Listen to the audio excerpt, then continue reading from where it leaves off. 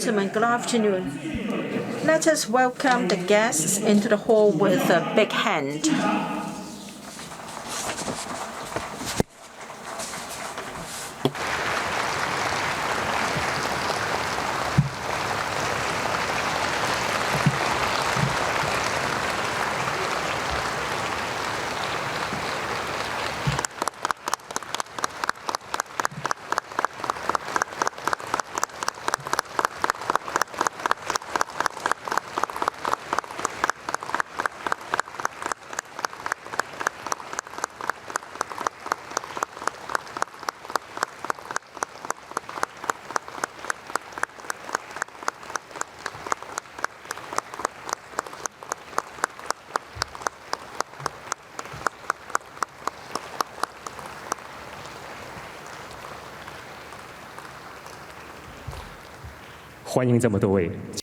Welcome. Please take your seat. The seminar now begins. Welcome to the seminar organized by the Hong Kong SAR government to promote the spirit of the 20th National Congress. I'm Guo Tianjun, your MC. In order to enhance Hong Kong people's understanding of the spirit of the 20th National Congress, the SAR government has invited the central government to send a publicity delegation to Hong Kong to promote the spirit of the 20th National Congress. We're very honored to have the publicity delegation here today. The delegation includes Mr. Shen Chunyao, Chairman of the Legislative Affairs Commission of NPCSC. Mr. Xie Fuzhan, Vice Chairman, Commission of Economic Affairs of NPCSC.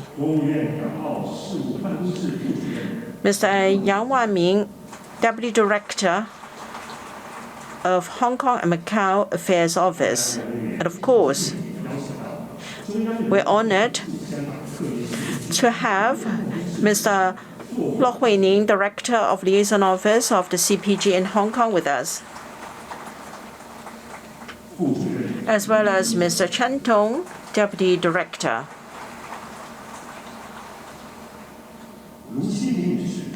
Ms. Lu Xinling,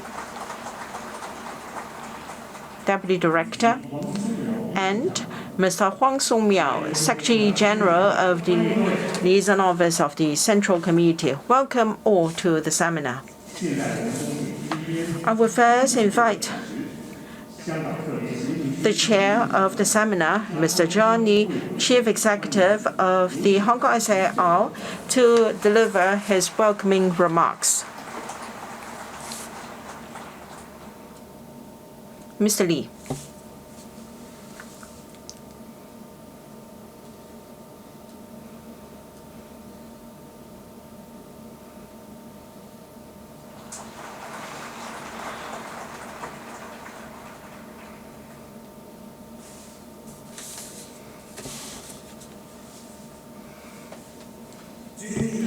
Honorable Mr. Shen, Mr. Xie, Mr. Luo, Mr. Yang, Mr. Chen, Ms. Lu, members of the publicity delegation, ladies and gentlemen, fellow citizens of Hong Kong, good afternoon. Welcome to the seminar organized by the Hong Kong SAR government to promote the spirit of the 20th National Congress. First and foremost, I must thank the central government for its support. At the request of the Hong Kong SAR government, the central government has sent a high-level publicity delegation to Hong Kong with two important ministers, namely Mr. Shen Chunyao, Chairman of the Legislative Affairs Commission, as well as Mr. Xie Fuzhan, Vice Chairman of the Economic Affairs Committee, to promote the spirit of the 20th National Congress to us. In fact, we have already organized a number of seminars since the 20th National Congress. We have two heavyweights here to express to us the new strategies, the new ideas, and this new journey. They are very conversant in all these matters. I'm sure we're going to have a lot to benefit from their insightful presentations so that we can have a deeper understanding and knowledge of the spirit of the 20th National Congress. We look forward to their enlightening speeches. I would also like to thank members from different sectors who are present today. They're all patriots, and we have local delegates to the National People's Congress, members of CPPCC, and representatives from major political groups and societies, from the business sector, from professional sectors, education and media, and also youth groups, and also members of the public watching this seminar live. I am so encouraged by the enthusiasm displayed by you all. The 20th National Congress was successfully held in Beijing last month. It marked the embarkation by Chinese people on a new journey to build China into a modern socialist country in all respects and advance towards its second centenary goal, as well as the advancement of the great rejuvenation of the Chinese nation on all fronts. The 20th National Congress report gave a thorough review of the great changes and glorious achievement of the country in the first decade of the new era. The 20th NC spirit has great bearing on the future development of Hong Kong and the country, and also the rejuvenation of the Chinese nation, the stable and sustained implementation of one country, two systems, as well as the long-term stability of Hong Kong. And Presidency in the report once again stressed that one country, two system is a major innovation and is the best policy for ensuring prosperity and stability in Hong Kong, and therefore we must adhere to this good policy. We have encountered various challenges since the handover, including the Asia financial turmoil and also the Asia financial crisis, as well as the SARS pandemic. And every time, with the support of the Central People's Government, we were able to overcome these challenges and maintain our strengths and continue with our economic development.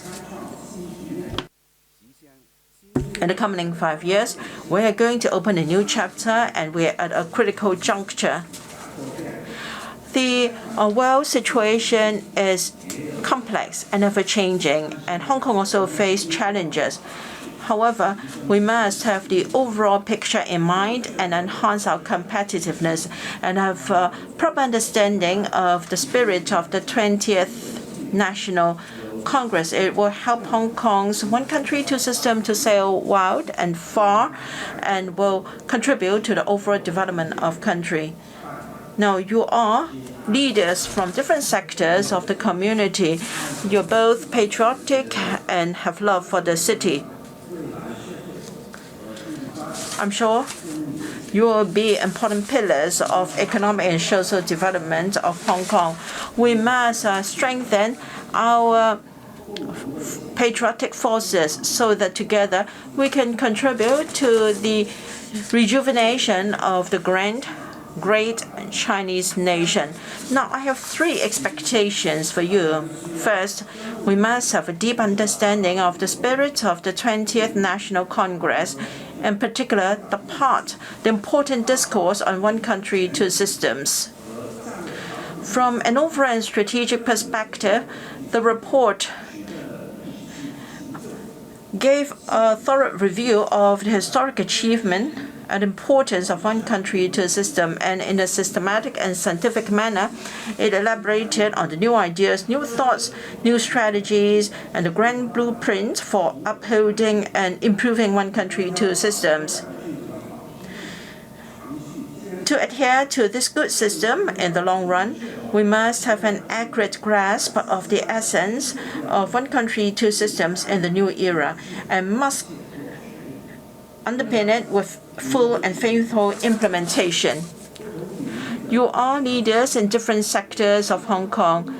I very much hope that through your promotion, we can pass on this enthusiasm to learn the spirit of the 20th National Congress to the different sectors and strata you represent.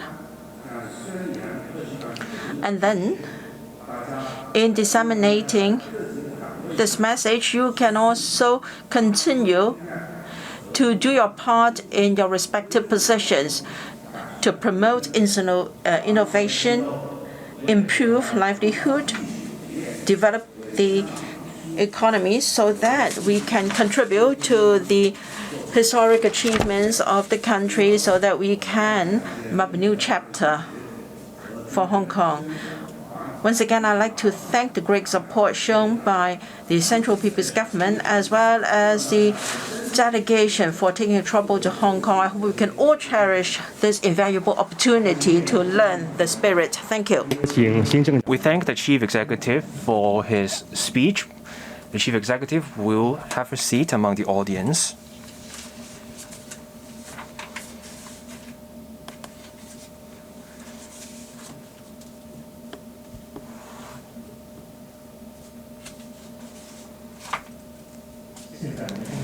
Now, we will hear from Mr. Luo Huining, the Director of the Liaison Office of the Central People's Government in Hong Kong. We will hear from Mr. Luo.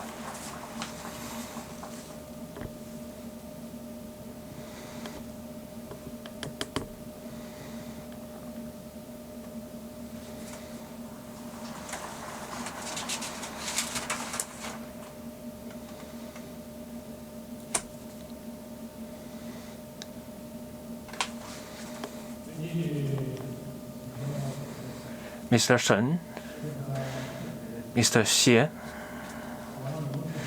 Mr. Yang, Mr. John Lee, guests, as well as members of the public watching the live cast. Good afternoon, everyone.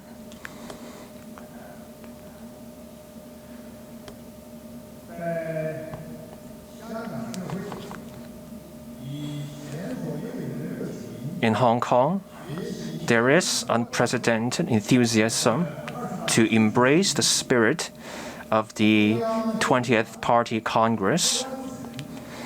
The publicity delegation has made this trip to Hong Kong. This goes to show that with President Xi Jinping as the core of the Party Central Committee, they attach immense importance to the city's one country, two systems, as well as the care they show for the SAR. Since the closing of the 20th Party Congress, the SAR government, legislative bodies, as well as various sectors of the community have never stopped in organizing study sessions.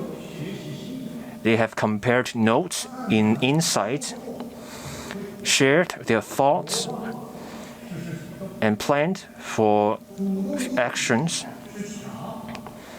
They have demonstrated great initiative with a wide reach, with wide influence. This is unprecedented since the handover of Hong Kong. Today, the publicity delegation will offer an authoritative discussion. This will help the Hong Kong community to further deepen their understanding and grasp of the spirit of the 20th Party Congress. This session will help the community learn and implement the spirit of the 20th Party Congress with deeper understanding of the spirit. I hope that various sectors of the Hong Kong community can take this opportunity to continue their understanding and implementation on all fronts of the spirit in promoting the realization of the spirit of the 20th Party Congress in Hong Kong. In studying the spirit of the 20th Party Congress,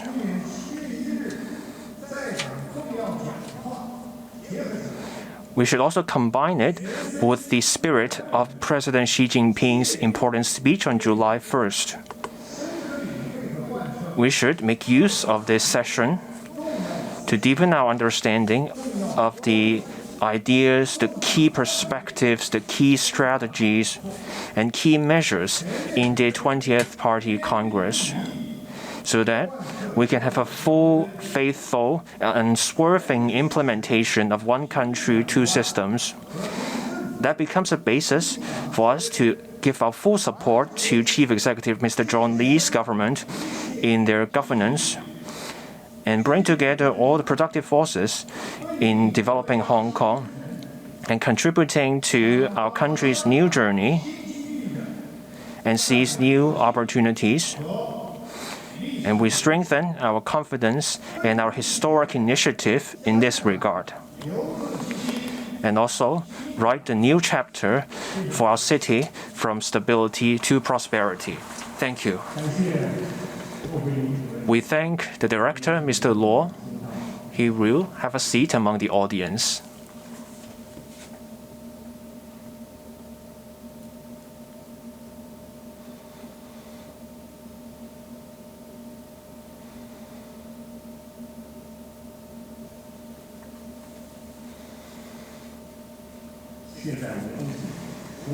We will now hear from Mr. Yang Wanmin, Deputy Director of the Hong Kong and Macau Affairs Office of the State Council. Mr. Yang, please.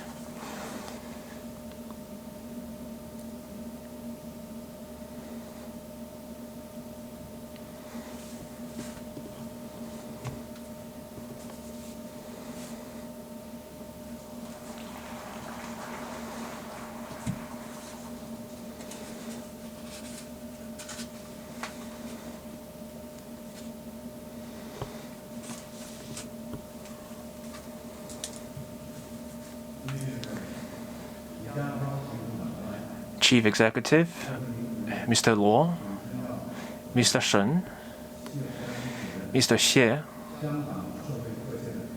friends from various sectors of Hong Kong, good afternoon, everyone. Upon the request of the Hong Kong SAR, the Hong Kong and Macau Affairs Office has invited Mr. Shen Chunyao, the chairperson of the Legislative Affairs Commission of the MPCSC, as well as Mr. Xie Fuzhan, Vice Chairman of the Committee on Economic Affairs of the National Committee of the CPPCC, to Hong Kong. They will expound on the spirit of the 20th Party Congress. This is a special arrangement. It goes to show the importance the central government attaches to Hong Kong. Director Mr. Xia Baolong sets great store by this session. Before they made a trip, Mr. Xia discussed with them how to help Hong Kong understand the spirit of the 20th Party Congress. And he would like us to take this opportunity to send his greetings to everyone. We are pleased to see that the community in Hong Kong also attaches great importance to the 20th Party Congress and embraces the spirit of the 20th Party Congress. Some said that they got a better sense on three things. First, firm leadership and a scientific leadership that gives some greater certainty over the great rejuvenation of the Chinese nation. And then the leadership offered by the Communist Party of China, uniting everyone. as well as over the course of socialist development and the development of the Chinese nation, the party has achieved monumental achievement and achieved great transformations. With the leadership of President Xi Jinping, as well as Xi Jinping thought on socialism with Chinese characteristics for a new era, experience shows that General Secretary Mr. Xi is the core of the party, the leader of the people, the exemplary of the army, and the helmsman of the great rejuvenation of the Chinese people.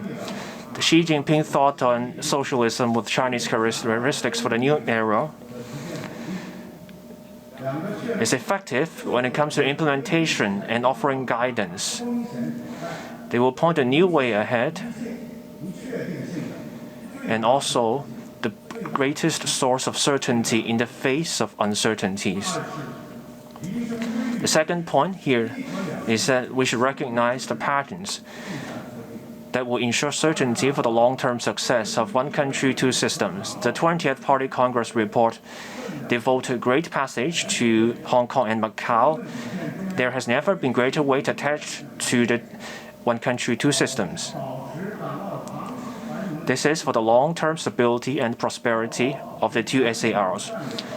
The report summarizes the historic achievement of one country, two systems in the SARs, as well as the new ideas, new thinking, new strategy for improving the relevant institutions. It also lays out a plan for taking one country, two systems to the next level.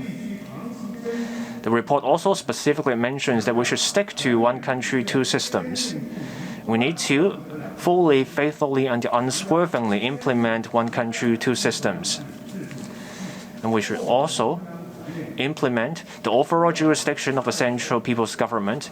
We need to have patriots administering Hong Kong, stick to the overall jurisdiction of the central government, and also maintain a high level of autonomy of the SAR.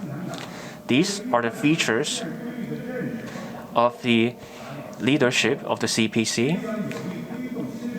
With these ideas, we will be able to see greater stability and greater results with one country, two systems. The third point, leveraging Hong Kong's advantages. There will be greater certainty also in this regard. Since the important speech of President Xi on July 1st, the 20th Party Congress report also highlights a need to leverage Hong Kong's advantages and consolidate Hong Kong's edge in international finance, trade, innovation, and technology, as well as other areas. There's a need for greater exchange between Hong Kong and other places near it.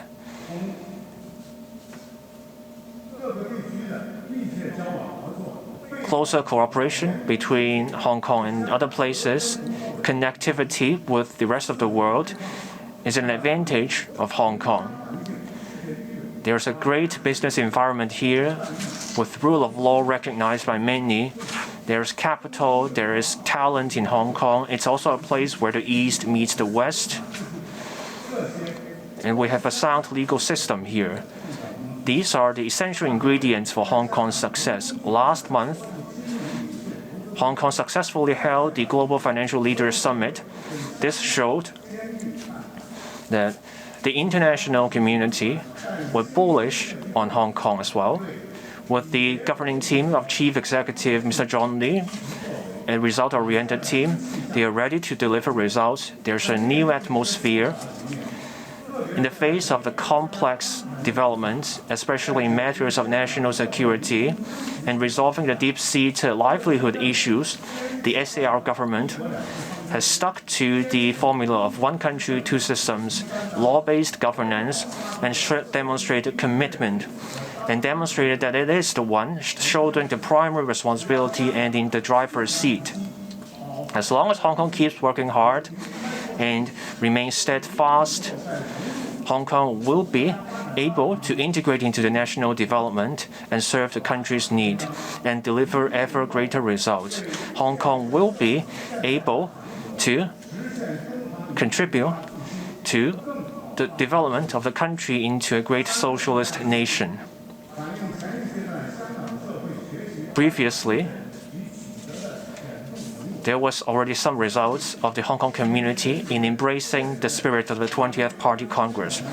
Today, I believe with the authoritative insight offered by Mr. Shen Chunyao and Mr. Xie Fuzhan, we will be able to get an even more profound understanding of the 20th Party Congress that will be a source of greater confidence for us in taking Hong Kong not just from chaos to order, but also from stability to prosperity. Hong Kong will be able to even better leverage its own edge and propel itself to better integrate into the national development, so that Hong Kong can even better contribute to the great rejuvenation of the Chinese nation. I thank everyone for joining us at the session today. Thank you, Mr. Yang. Please take your seat.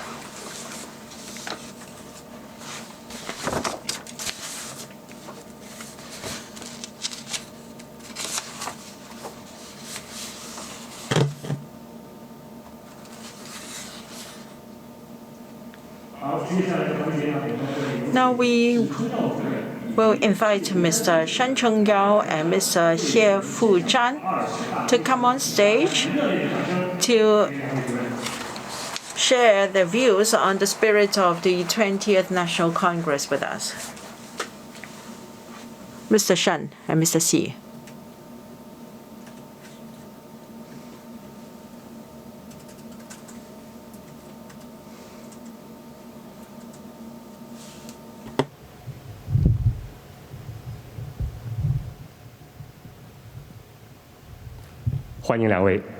Welcome. Right, we first give the floor to Mr. Shen. Mr. Shen, please.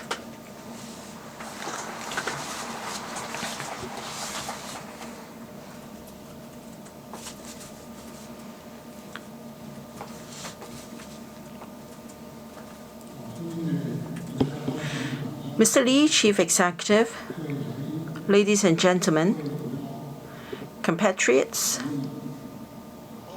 ladies and gentlemen, as well as members of the public following our seminar live.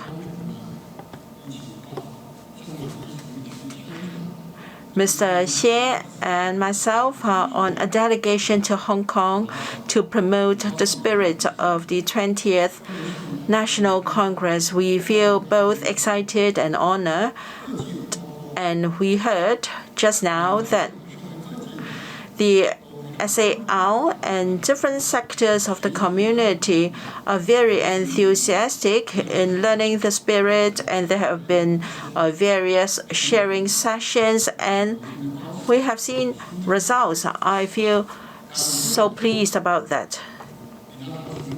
I want to thank the Chief Executive and Mr. Luo Weining, as well as Mr. Chen and Mr. Yang, and we want to thank the SAR government for the high regard they have for the seminar and their excellent arrangement. My good wishes to you all.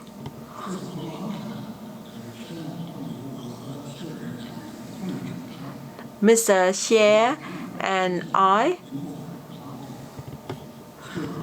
will cover the report together. I will go first. The 20th National Congress was held between the 16th and 22nd of October. The important outcome of the Party Congress was President Xi, on behalf of the Party Central Committee, delivered a report. We passed the work report by the Review Committee for the 19th National Congress, and we also passed resolutions and also adopted the latest party constitution.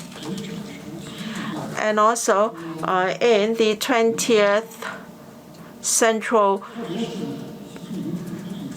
Party Committee, we also have a new membership.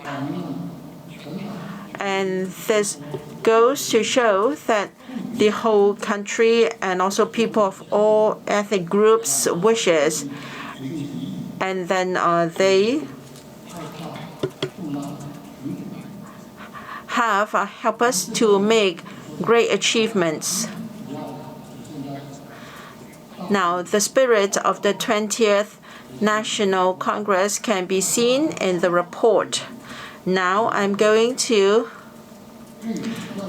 expound on the salient points of the report to you. First, we must first have a deep understanding of the theme of the 20th National Congress. Whenever we have a party congress, we will have a very specific theme to address issues faced by the Chinese Communist Party at that particular point. The banner we have to hold high, the path we are going to take, our spirit, and how we proceed. In recent national congresses, we could see this line. Now we will. Now there are 86 words in the theme of the 20th National Congress, and that is to hold high the great banner of socialism with Chinese characteristics and strive in unity to build a modern socialist country in all respects. We should fully implement the thought on socialism with Chinese characteristics of a new era, carrying forward the great founding spirit of the party, and stay confident and building strength, upholding fundamental principles and breaking new ground, forging ahead with enterprise and fortitude and striving unity to build a modern socialist country in all respects and advance the great rejuvenation of the Chinese nation on all fronts. Now, we must hold the banner high, the great banner of socialism with Chinese characteristics. And that is President Xi's thought on socialism with Chinese characteristics. Now, the key words are Chinese characteristics, socialism with Chinese characteristics. This is the banner and direction of the Chinese Communist Party. That covers our theory. Now, these are key phrases. And secondly, to carry forward the great founding spirit of the party. Last year was the centennium of the founding of the CPC, Chinese Communist Party. 100 years, a long time. It represents the struggle of a few generations, and we have gathered valuable experience. Last year, President Xi made an important speech on the centennium of CPC. And then he talked about the great founding spirit of the party, 35 Chinese characters in 8 phrases. We must remember our founding spirit, our original aspirations, and must be loyal to the party, be strong in shouldering the responsibilities. We must remember our 100 years of hard work, and we have to remember the great founding spirit of the party. And that is the source of our spirit. That is the source of a series of important spirits. in Shanxi, Yan'an, and these are the basis of our revolution for 13 years. And that is the camp, the headquarters of our party. And then Anyang, Xianyang, and the famous red flag zone and the red flag spirit. So the spirit of the party covers a series of spirit, and then they were all built on the great founding spirit. And so in the 20th National Congress report, we have a historic perspective, and that is the struggle of the CPC in 100 years. We must carry forward the great founding spirit of the party. We must stay confident, and we must build our strength. We must uphold the fundamental principles and break new ground. After a century of struggle, we have achieved glorious achievements. However, the party is not complacent. We will continue to work hard and to break new ground so that we can scale new heights and even be more glorious. That is the spirit of the CPC. And we must strive in unity to build a modern socialist country in all respects and advance the great rejuvenation of the Chinese nation on all fronts. This is the new goal for the new era. We embark on a new journey. So we will strive ahead towards this goal. We've also achieved a very important goal, and that is we have built a moderately prosperous society in all respects. We have completed the war against poverty. We have eradicated poverty, and now we have new goals. So we should continue to strive forward. Now we, in the theme and also in the headings of the speech or the report, we frequently see the word strive in unity. We should continue to strive in unity. 1.4 billion of Chinese people should display solidarity in striving for our goals. So this is a very important spirit of the report of the 20th National Congress, and this is an essence we must grasp. And then another idea we should grasp is the work of the past 5 years and also the great changes in the first decade of the new era. Now, in the past 5 years, that is the 5 years since the 19th National Congress. National Congresses are held every 5 years. So the report gave a review of the work of the party since the last party congress.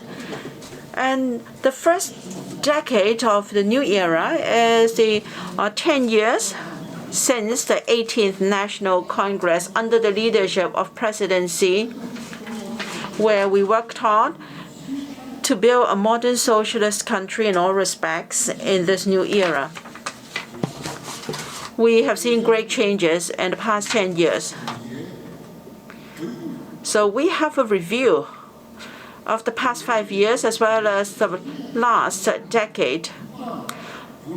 Summarizing and learning from history is an important tradition of the CPC and is also where our strength lies. Whether we're talking about the whole party or various aspects from the president to party members. We have this sense of keep learning from experience.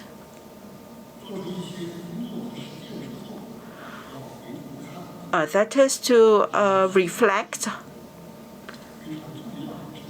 on past history and see what are the things we should keep up with and things where improvements are needed. So CPC always attaches importance to summarizing and learning from experience. Now, there are two important points in this review section. The first is experience of the past 5 years. Of course, the past 5 years is an integral part of the first decade of the new era. So, for the past 5 years, the review here was relatively general and brief, and as an overall review. There are two characteristics in the past 5 years which warrant our further consideration. And there have been a lot of important events in the past 5 years, all linked to the development and improvement of the country and CPC. Over the past 5 years, starting from 2017, the 19th Party Congress, and then 2018, that was the 40th anniversary of China's reform and opening up. We celebrated the 40th anniversary of reform and opening up. Major transformations and achievements had transformed the party, the country, people's lives. In this process, our compatriots from Hong Kong and Macau also made significant contributions. In 2019, that year marked the 70th anniversary of the founding of the People's Republic of China. 70 years is no short time. That involves generations of people. People worked hard over the years. Sometimes there were great difficulties. People shed blood. Starting from 1949 to 2019, over 70 years, we celebrated the 70th anniversary. Throughout the party and all the ethnicities in Hong Kong, people made significant contributions and achieved great things. 2019 was meaningful in another way. We achieved a moderately prosperous society. That happened in 2020. We achieved a victory in the war over poverty in 2020. We achieved that historic mission, a major undertaking. We also deepened the reform and also entrenched the institutions of socialism with Chinese characteristics. Also, the 13th Five-Year Plan,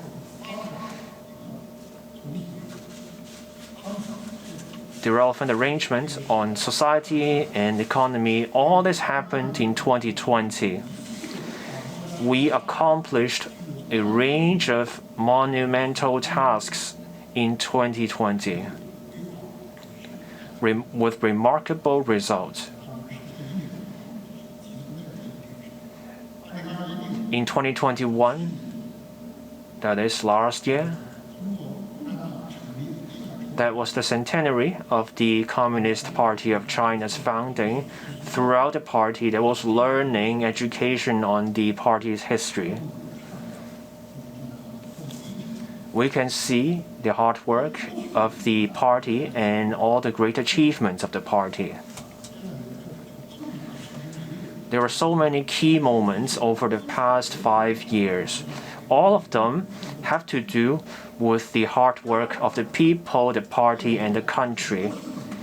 Another point I want to make about the past 5 years. We went through some major challenges and trials. Several major challenges and trials. In the General Secretary's report, he listed 4 of them. Major challenges. The first one, the unexpected COVID pandemic. COVID hit in December 2019. We put people and lives first.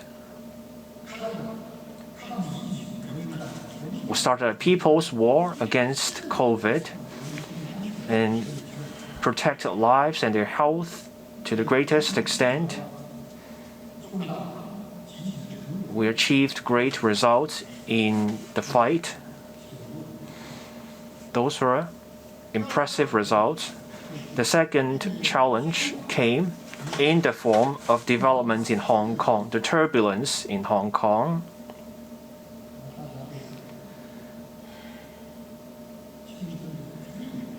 You have personal experience in what happened. You bore witness to what happened. You also took part in some of the work. There was turbulence in Hong Kong. We acted in accordance with the Constitution and the Basic Law and exercised the central government's overall jurisdiction over Hong Kong. The national security law was enacted. The principle of patriots administering Hong Kong was put in place. Through the collective effort of everyone from the state level and from the level of the HKSAR, as well as different sectors of the community, Hong Kong saw a transition from chaos to order. That was a major transition. This was one challenge and trial that was overcome for the country. Third, Taiwan independence forces and foreign forces interfering in Taiwan affairs. That represents another challenge involving these foreign forces engaging in provocation, especially this year. We are against interference and anti-secessionism. We took steps to oppose Taiwan independence. It's an area we showed our determination. We also further took the strategic initiative and took steps to stick to the principle of one country, one China. We opposed Taiwan independence forces. The fourth point in the report, given the rapid changes in the international development, especially for blackmail, distortion, blockade, maximum pressure,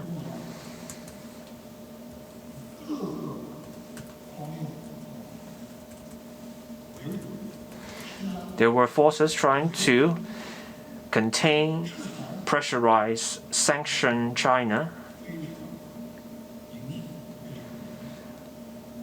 Those are obvious. We put our national interests first. We demonstrate our fighting spirit and a firm determination in upholding our country's dignity and core interests. These are the major challenges and trials we went through. These points are also set out by the General Secretary in the work report.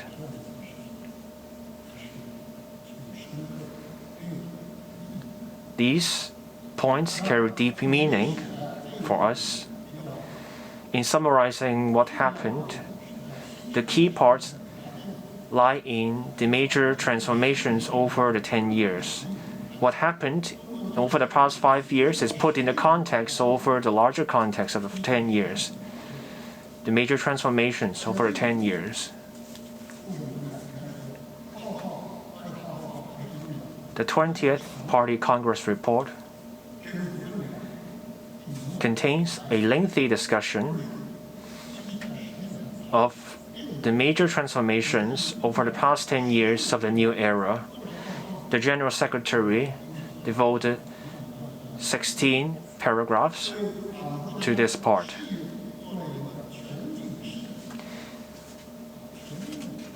He offers a panoramic summary of what happened,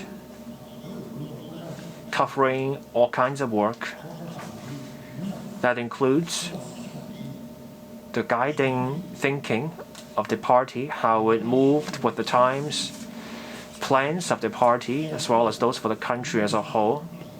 We had created a moderately prosperous society. We took the victory in the battle against poverty, in developing our political institutions, economy, as well as protecting the environment, safeguarding national security, developing our military, one country, two systems, diplomacy, as well as the party's development. 16 aspects were involved. The party achieved historic achievement and transformations. These are the major transformations in the new era over the 10-year period. There are more than 4,000 Chinese characters devoted to this discussion.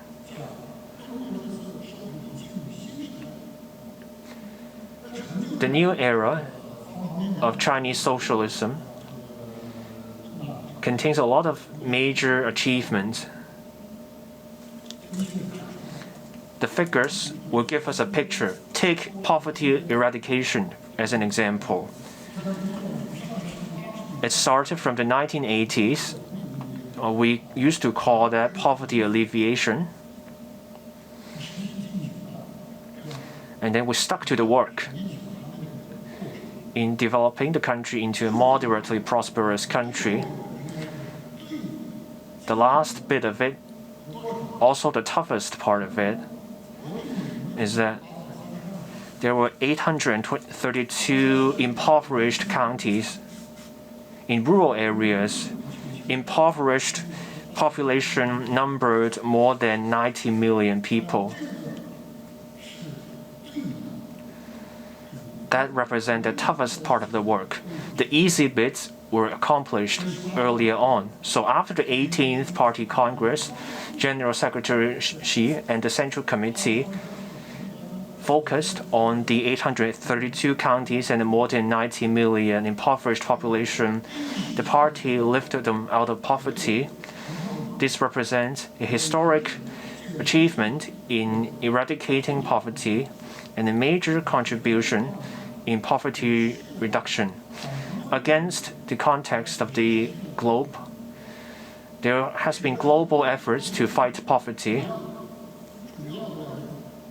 Most of the contribution and achievement happened in China.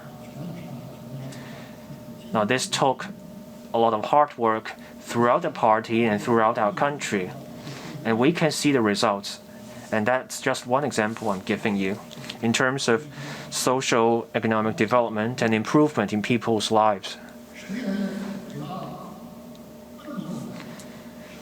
The hard work over the 10 years, it's something that happened under the leadership of the party Central Committee with the concerted efforts of the people and the party. The achievements over the past 10 years are the result of the hard work, diligence of the party and the people.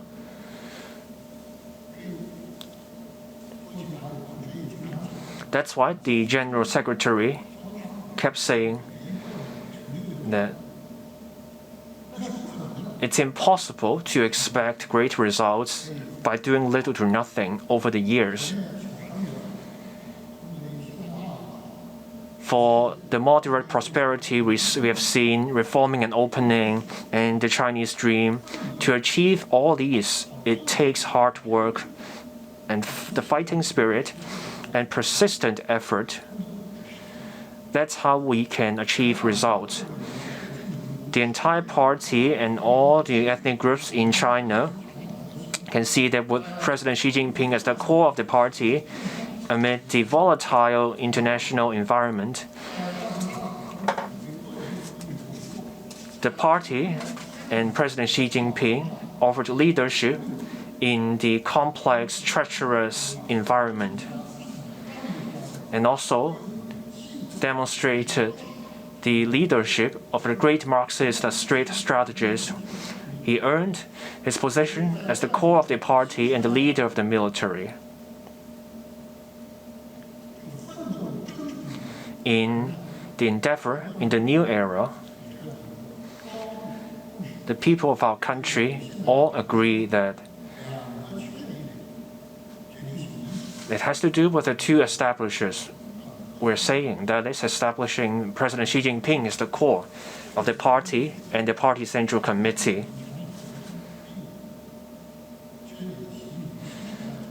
And also establishing Xi Jinping thought and socialism with Chinese characteristics for the new era as the guiding thought of the era.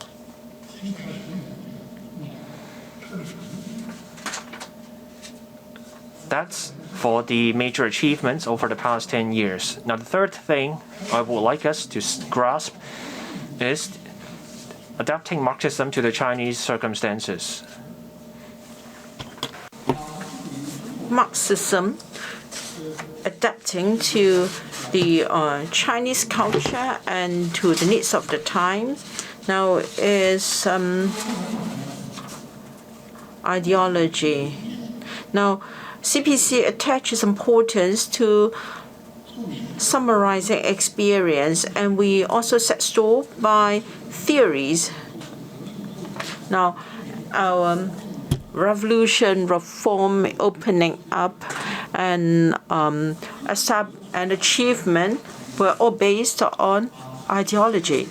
Now we have Marxism and Leninism as the guiding principle.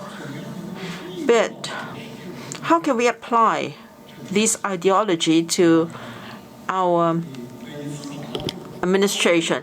Now, in each party congress, we have a part on theory and ideology, innovation, the outcome, and also the significance of ideology. We must focus on ideology.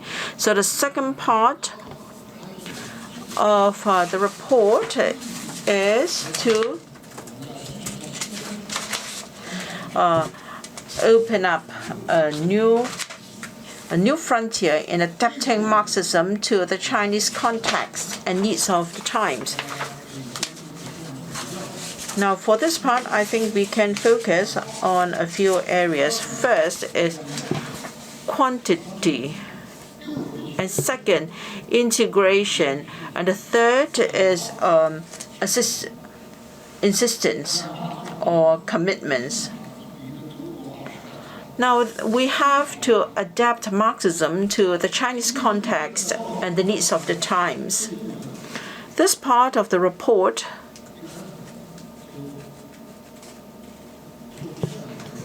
starts with this statement.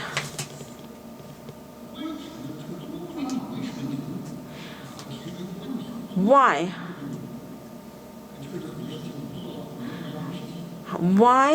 has CPC been successful? Why is socialism with Chinese characteristics desirable?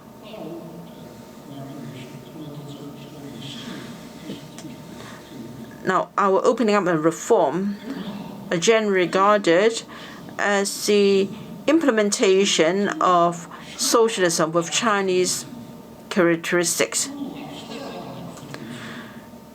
Now, the conclusion is we owe our success to the fact that Marxism works.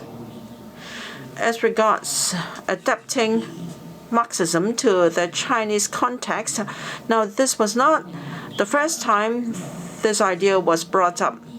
Even during Chairman Mao Zedong's times, there was already the idea as early back as 1938.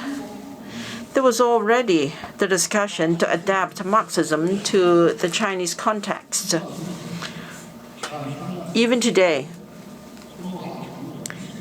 we have seen a series of important achievements because of this adaptation. We have Deng Xiaoping thought, Mao Zedong thought. The theory of three represents the scientific outlook on development.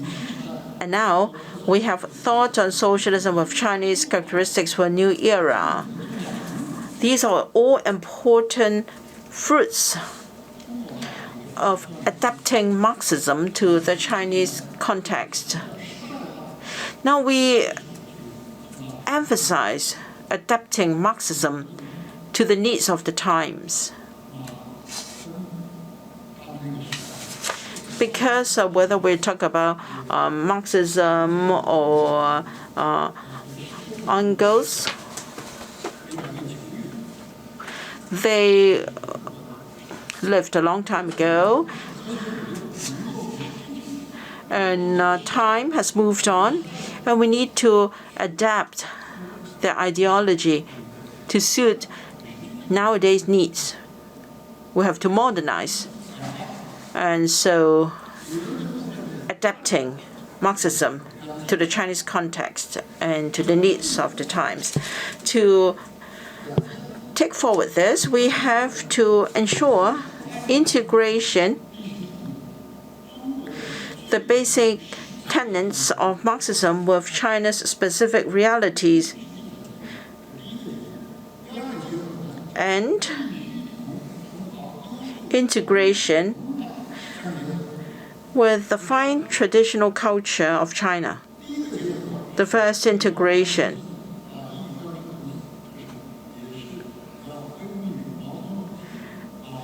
owes its success to Mao Zedong and all party leaders.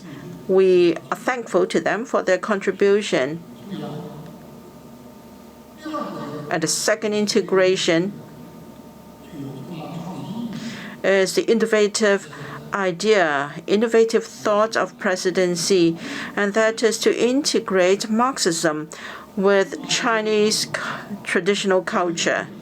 We have a long tradition.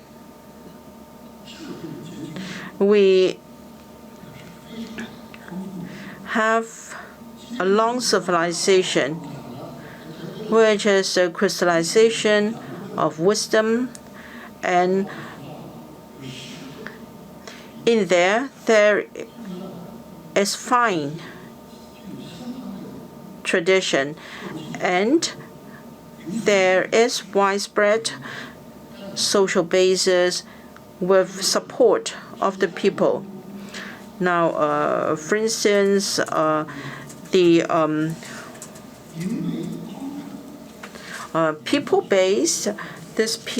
people-based idea that we share the country, and then we should use virtues to govern the country, and we should have innovation, and we should use people on the basis of meritocracy. We should pursue common good for all. We should promote harmony between humanity and nature.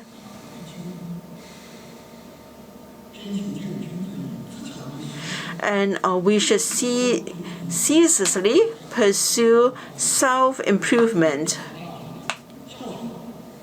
and good virtues such as filial piety and embracing the world with virtue, active in good faith and being friendly to others, and fostering neighborliness. Now, these maxims, which have taken shape over centuries of work and life, reflect the Chinese people's way of viewing the universe, the world, society, and morality.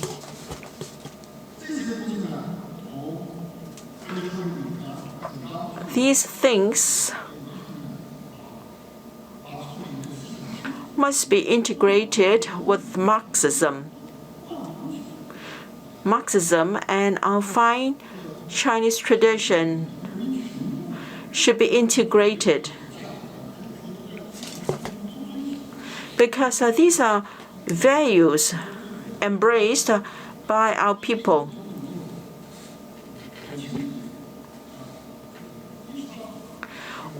Although people may not be aware of that,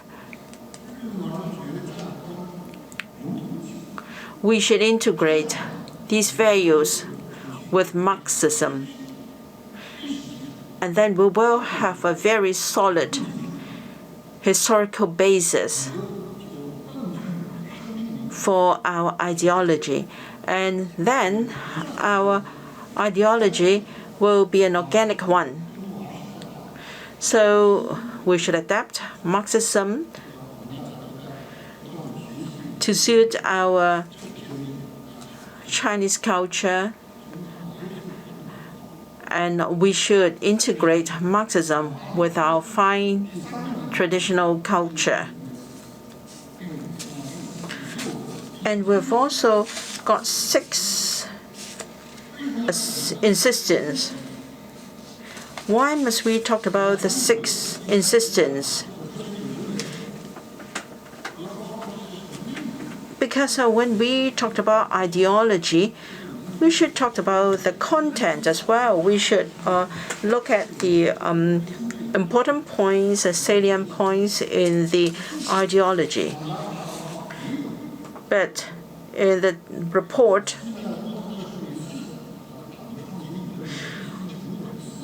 now the thought on a modern socialist country with Chinese characteristics cover a number of insistence. Now, we have already got 10 affirmations, 14 commitments, and 13 areas of achievement. And in the 6th plenary meeting held last year in 2021, what was achieved in the plenary session, the 6th plenary session?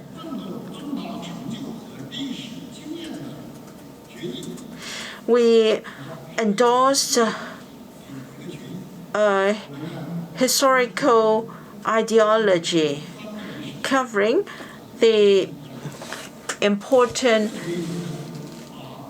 hard work of the country in 100 years. So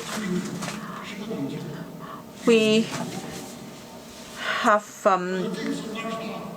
got everything set out already in that report. And so here we talked about what should be insisted on. Now we talked about innovative ideology of the party. We have this world view and also methodology and also stances, positions, and also ways.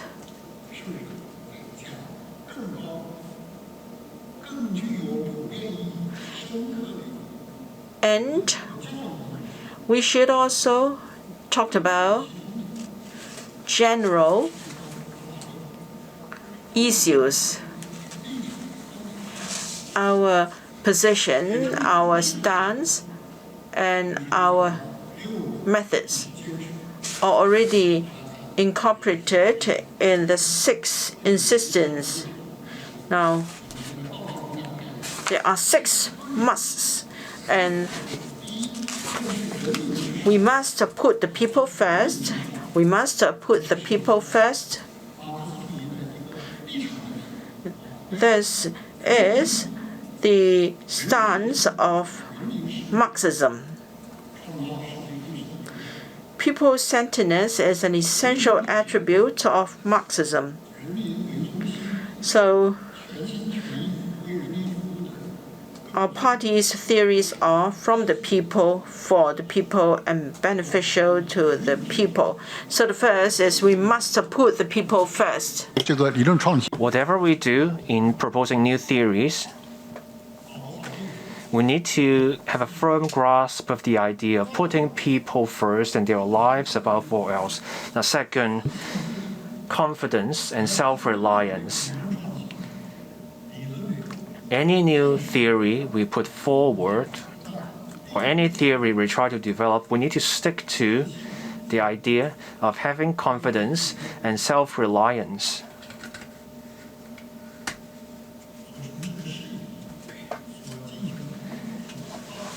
Whatever work we do, whatever path we take, we need to stay confident.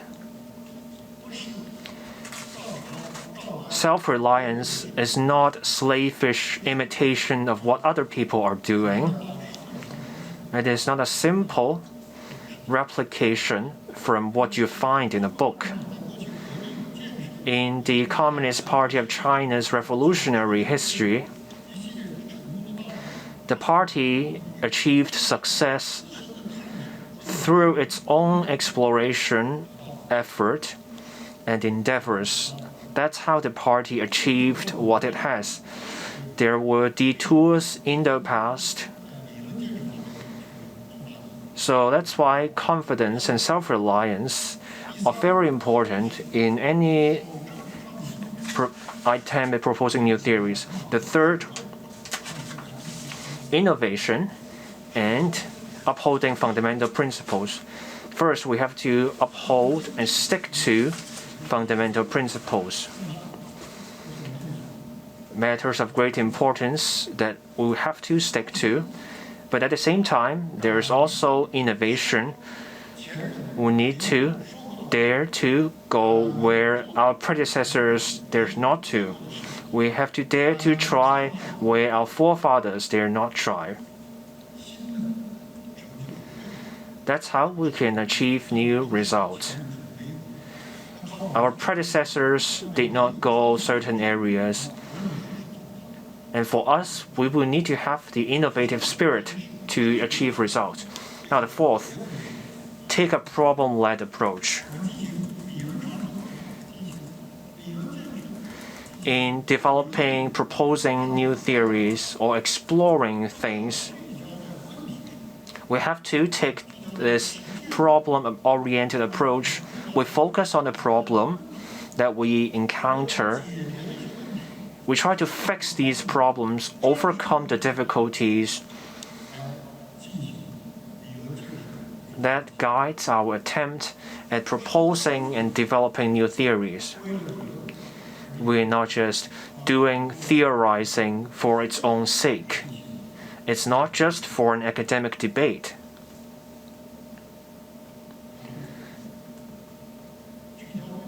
We focus on the problem at hand. We focus on the practical things, the nitty-gritty. Communists are not just armchair theorists. We're not just there to work on the paper and call it a day. We fix real problems. We get things done. We have to take things forward. We cannot be armchair theorists. We get things done. We focus on the nitty-gritty, the implementation. That's why a problem-oriented approach matters. The fifth point, systems thinking. Now, this is a fundamental concept in philosophy. Our own experience will show us what this is. We encounter a problem. It's never just about a certain particular point. There are all kinds of factors behind the problem. That's what philosophers mean when they say everything is interconnected. It's never a single isolated point. Things also change over time. They're not in a static state. That's why systems thinking comes in. It helps us plan and proceed. This is one way to guide us. in proposing and developing theories. The last point is a global vision. This should be fairly obvious. Our party has achieved monumental results. This means not just for the Chinese people, there is also significance for the world as a whole.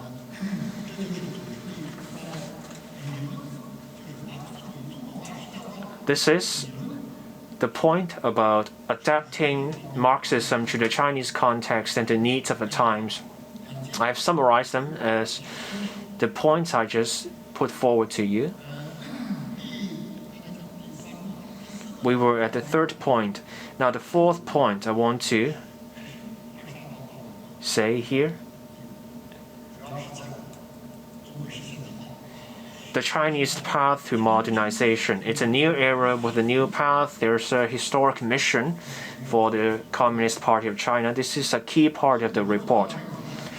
Now the fifth part. Goals, missions for the country and the party. Socialist modernization on all fronts and also the goals. In the 20th Party Congress report, Part 4 to Part 14 are devoted to a discussion on the party, the country, the overall plans involved. There are also key goals and measures on how we can reach those goals. There is substantial discussion in those parts. There are two parts to the approach, the strategic goals. In a moment, Mr. Xie will also discuss those points in detail, so I will not go into them here. Now, Part 4 to Part 14 of the work report. Part of it is something I want to elaborate on. One country, two systems, as Mr. John Lee and the other leaders were saying. In Part 13 of the work report, the General Secretary urged us to stick to one country, two systems and work towards national reunification. Now, some brief remarks from me on these points. For Hong Kong and Macau special administrative regions, this part has a lot of significance in this part. And here are the highlights. First, we need to stick to one country, two systems over the long run. One country, two systems is a monumental achievement in socialism with Chinese characteristics. This is the best institutional or arrangement for the long-term prosperity and stability of Hong Kong and Macau. This is also a point made by President Xi Jinping in his important speech on July 1st this year. It's the 25th anniversary of the handover for Hong Kong. The new term of government was just sworn in. President Xi delivered this important speech about one country, two systems. First, we need to stick to the system, and second, we need to fully and faithfully implement one country, two systems. It's a good system. We need to adhere to it in the long haul. This is also made clear in the work report at the 20th Party Congress. We need to stick to it over the long term and also fully and faithfully implement the formula. These things come together and forms a core idea. One country, two systems as an arrangement forms the basis of the discussion that follows, and also law-based governance in Hong Kong and Macau. What do we mean by this? The institutions in the SARs represent monumental achievements under one country, two systems. Our country's constitution and the basic law form the constitutional basis of the SARs. They underpin the constitutional order of these SARs. then there are also the local laws in the respective SARs.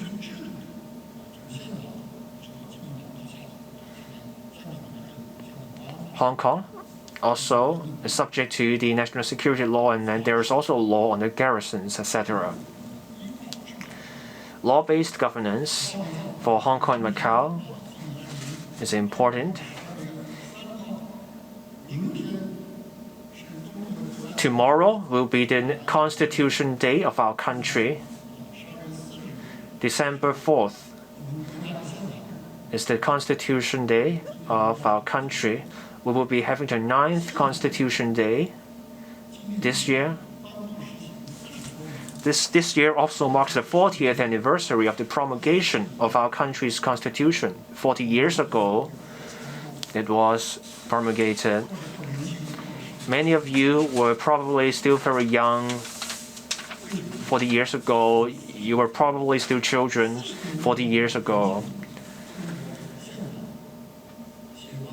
So in 1982, the Constitution provided for the special administrative regions and the institutions in those SARs, and also provisions on the powers, responsibilities of the National People's Congress. Subsequently, there was an amendment on NPCs. We need deputies not just from the provinces and the municipalities. We also need NPC delegates from the SARs. Now, there will also be a new round of election of NPC delegates in the SAR. So the Constitution and the Basic Law come together and form the constitutional basis of the SARs. That's what we mean by the law-based governance of the SARs. Now, the third point is adherence to and improvements to the systems of one country, two systems. To stick to the one country, two systems over the long term, we need to adapt the institutions and keep improving them. So we have to adhere to the systems and improve the systems. They are in a special relationship. First, you have to adhere to the systems. Without them, you run into all sorts of problems. But if you fail to improve the systems will be bereft of vitality and vibrancy. So how do we adapt the systems to the changing times? We could not have regulated everything, provided for everything in the provisions 20, 30 years ago. Our predecessors could not have been expected to provide for everything when they first drafted the provisions 20, 30 years ago. This applies to the Basic Law for Hong Kong and for Macau. It was a monumental achievement in its own right when the Basic Law for each SAR was promulgated years ago. But then over time, new scenarios emerged. New problems came up. That's why we need everyone here to put your heads together, come up with a solution, and then we can stick to the system. We cannot expect our predecessors and forefathers to provide ready-made solutions 20, 30 years ago for problems that came up later on.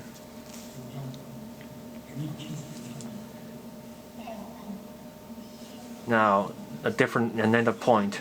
We need to leverage the unique advantages and distinctive status of Hong Kong and Macau. Hong Kong and Macau each has its own unique characteristics. They have their strengths. They need to give full play to these strengths. As the General Secretary said, Hong Kong has the support of the motherland and also connectivity with the world. How do the two SARs give full play to these unique advantages and functions? There is discussion on this in the work report to the 20th Party Congress. The report goes on to discuss the Greater Bay Area development.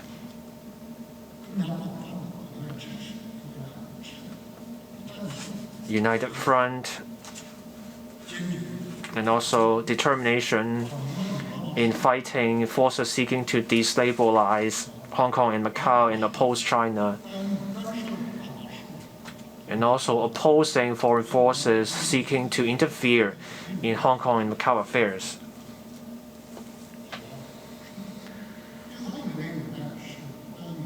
Now, the final point here has to do with the party's development and self-reform. At each party congress, there's a part devoted to the party's governance. This is in part 15 in the work report to the 20th Party Congress. On its face, it seems to be related to the Communist Party itself. But then,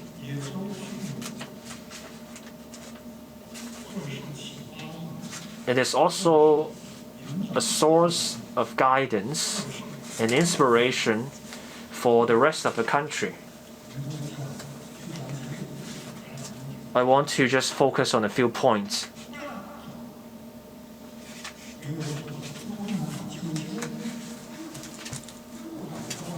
There are 96 million party members of the Communist Party of China. That's a large party. More than 4.9 million grassroots organizations under the party. We are a large party.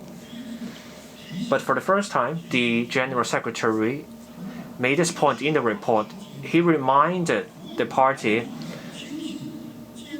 to stay alert and stay determined to resolve the unique difficulties for a large party like the CPC. A large party like ours has our own advantages and strengths, but we are also confronted with difficulties unique to a party like ours. That's why the General Secretary reminded us to stay alert to these problems. If we do not stay alert, not only we're not able to fully maximize our advantages, we will also face challenges. And the second is to always bear in mind two things. And that is we must have full and regular self-governance. And second, self-reform is something we must always remember. Self-reform of the party is an important thought. Self-reform of the party will help us to tackle the rise and fall of a political party. So in this regard, this is a very significant thought. We must allow self-reform of the party to lead social transformation. Now, self-reform of the party is about the party. It's about the party itself. But then, self-reform can help to improve the party. It will help to steer social transformation as well.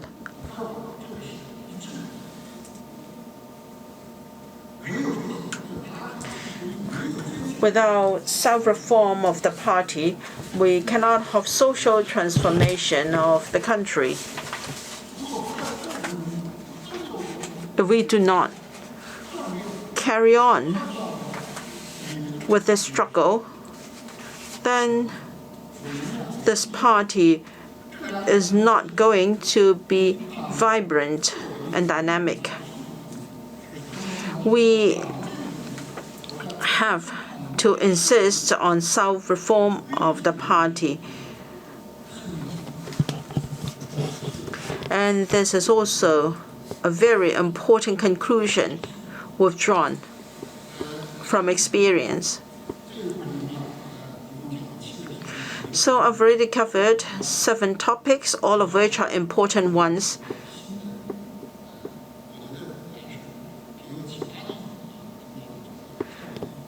I think these are important points for us to learn and to think about. So what I said might not be very accurate, but then I will give the floor to Mr. Xie. He's going to cover important parts of the report as well. Thank you very much. Thank you very much, Mr.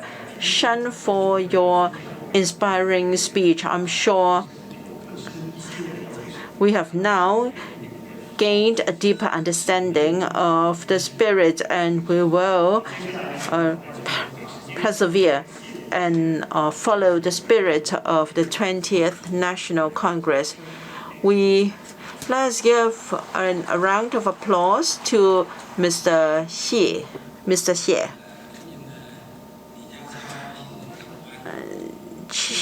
Chief Executive, Mr. Johnny, Mr. Law, Mr. Yang, ladies and gentlemen, good afternoon. I'm very pleased and honored to be in Hong Kong to share with you some of my insights and observations in the spirit of the 20th National Congress. Mr. Shan has given an overall and in-depth and authoritative explanation of the report.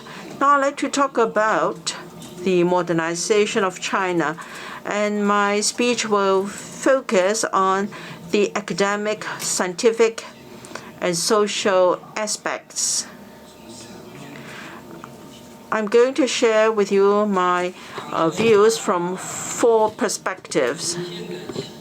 Now, as set out in the report, starting from now, the mission of the CPC is to lead the people of all ethnic groups to build China into a strong nation so that we can advance the grand rejuvenation of the Chinese nation. The report has expounded in great details the important spirit and also socialist country with Chinese characteristics. Now, this is the right path for us after 100 years of exploration. The path to modernization is the outcome of a prolonged exploration. We have made breakthroughs, and we have successfully taken forward this goal. So we have overcome 3 major objectives. We have liberalized the Chinese people. We have driven away feudalism in China. The establishment of the PRC has laid the basic social foundation for rejuvenation of the great Chinese nation. The party has led the people of China in this exploration. We have gone through social reforms. We have now become a populous country in the East. We have established socialist system which has laid down the foundation for further development. We have gone through a long and tortuous road, but then we were able to find this new path for reform, and that is opening up and reform. We displayed great political courage so that from poverty We are now a moderately prosperous society. We have our own systems.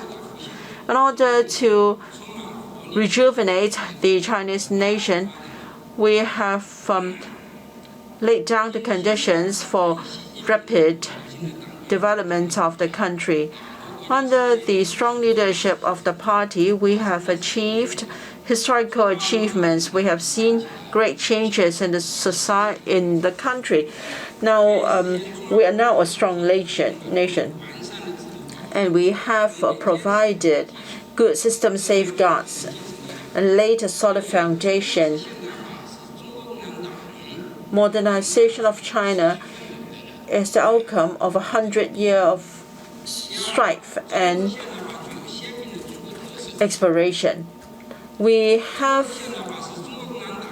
modernization with Chinese characteristics. It has the characteristics of a modern country, and it has grasped the opportunities of industrial and technology revolutions. And we have promoted economic changes. And we have our own characteristics. In the 5th plenary session of the 19th Party Congress, the Secretary General said that our modernization involves a big population. We have the goal of common prosperity. We have a path of peaceful development. So, this was clearly set out in the plenary session. Our achievements and exploration have demonstrated that there is no unique formula of modernization, and there are no general standards for modernization. Now, in the West, the modernization is capitalism-based.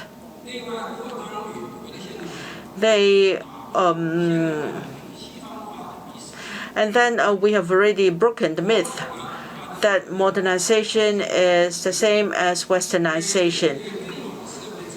We have provided a China solution for betterment of humankind. For a long time, the West have advocated capitalism, and it's only by means of capitalism that there can be modernization. Now we have achieved a miracle here. We have broken that myth.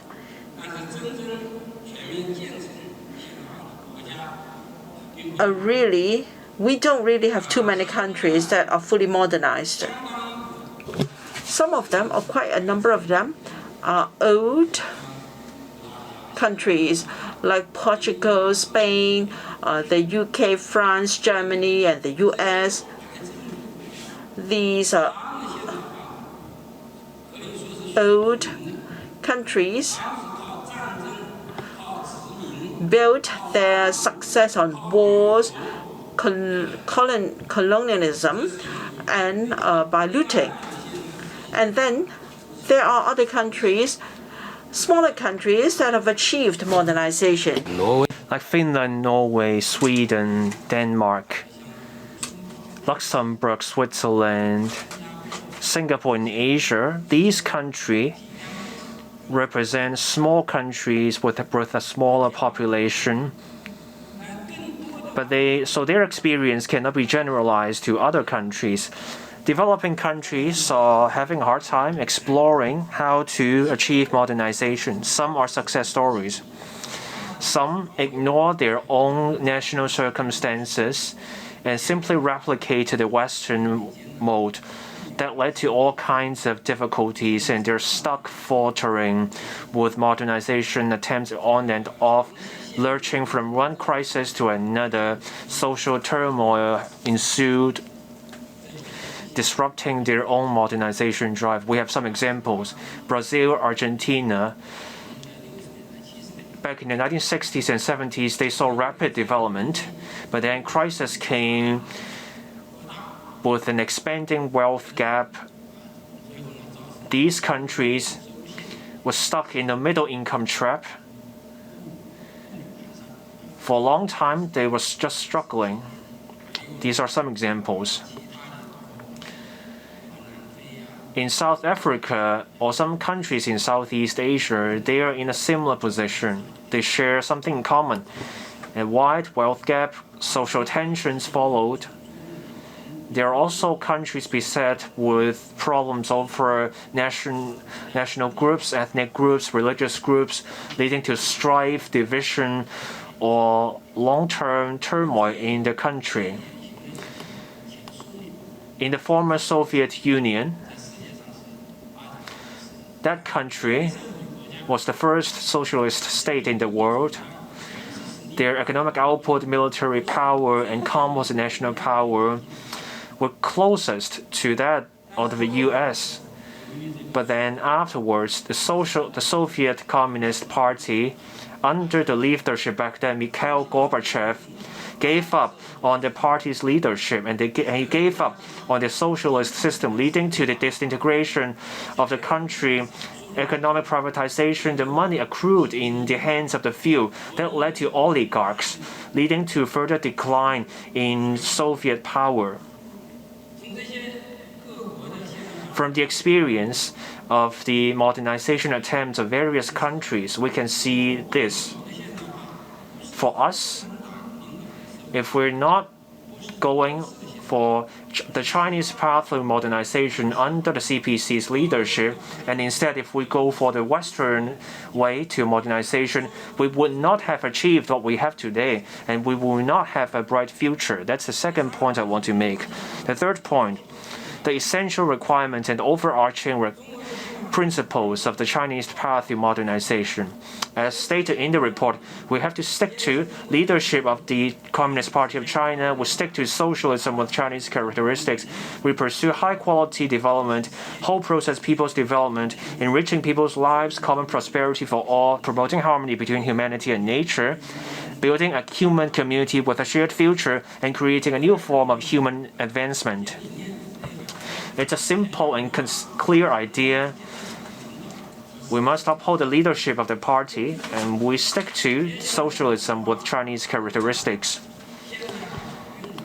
The next few points I just mentioned have to do with prosperity, harmony, and other qualities we want to see. These are the things in the modern societies. These things come together in forming a modern society. The last two bits, building a human community with a shared future and creating a new form of human advancement. This shows the implications of Chinese modernizations, not just for China, but for the world. Now, given these essential requirements, the 20th Party Congress report says that we need to uphold 5 principles in our quest. To achieve modernization, we have to bear these 5 principles in mind. First, we need to stick to and uphold the overall leadership of the party. History shows that without the Chinese Communist Party, there will be no rejuvenation of the Chinese nation. There will be no modernization. So we need to uphold the authority of the party's Central Committee. We need to implement things through different levels, the different sectors. We need to get the direction of our modernization right. We also need to make sure we have the confidence and we bring different parties together. We also have to stick to the path of the Chinese path to socialization, as in socialism with Chinese characteristics. The path to modernization, the Chinese path, as opposed to the Western path, is that here in China, we uphold the leadership of the Communist Party of China with the socialism with Chinese characteristics. The Chinese path to social modernization, we have to stick to the 4 cardinal principles. We stick to reform and opening up, self-reliance, our own confidence, and we stick to the idea that we need to put our people first, our own future needs to be kept in our own hands. We also need to adopt the people-centric philosophy. General Secretary emphasized that the people are our country is just our people. People's aspirations for a better life will be our goals. So the whole point of us on this modernization drive is to serve people's needs. We will have to uphold people's interests and respect their well-being. Development is all about people, and we have to achieve development through people so that people can benefit from the results of our modernization attempt. This is how we can get popular support and make modernization work. We also have to deepen reforms. And we have to stick to innovation and ensure there's continued vibrancy and vitality in our work so that we can deliver real results. That's how we can achieve rapid transformation. Mr. Deng Xiaoping used to say that without reform and opening up, we will have no future. That was an inspirational statement. We stuck to that path, and that's how we achieved what we have today. I want to quote some figures. In 1996, our GDP was a tenth of the US GDP back then. In 2006, our GDP represents 20% of the US GDP. In 2008, we were at 30%. In 2010, we were at 40%. In 2012, we were at 50%. In 2040, we were at 60%. In 2020, we were at 70%. In 2021, we were at 77% of the US GDP. This shows that without reform and opening, we would not have achieved all these results. In 2021, our total economic output was 18.5% of the world's GDP. That's up 7.7% from 10 years ago. Our economic output saw a major increase over the years. This is rare and hard-earned results. This is the results we achieved only because we stick to the Chinese path to modernization. Over decades, we achieved what the Western developed countries achieved over centuries. Without reform and opening up, we would not have seen our country's rapid development. And we wouldn't have achieved our enviable position today, and there would have been no future. The fifth point I want to highlight is to carry on the fighting spirit. The General Secretary asked us to have the ability and courage to fight. We need to have confidence and then have the courage to not to be intimidated or deterred and rise to challenges. In our path forward, in driving modernization, there are both foreseeable and unforeseeable difficulties. There are blockades and suppression from the West. There will be great ever-increasing pressure from the West. So for us here, we will have to rely on our own hard work. This is why the fighting spirit is so crucial to the Chinese path to modernization. We will also need to be good at fighting to achieve modernization. Hong Kong has seen a transition from chaos to order and from stability to prosperity. This point is particularly salient in Hong Kong. Without the fighting spirit, we would not have achieved what we have seen in Hong Kong today. Now, building a socialist state in all respects, this is a very challenging task, and there's the heavy responsibility on us. So we have to be proactive, we have to adapt to changes, and we have to guard against risks. And that's how we can achieve our country's modernization. Building a socialist country in all respects.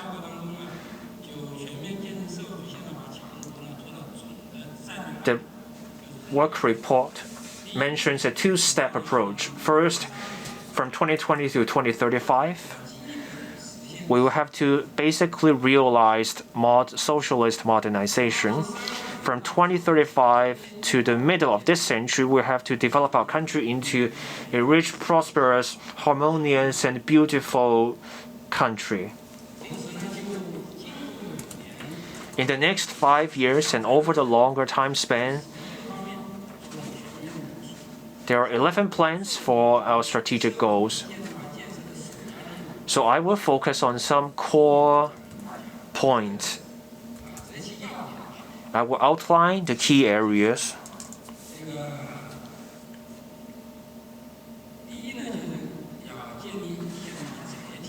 We need the industry system for a modern state and speed up the relevant work.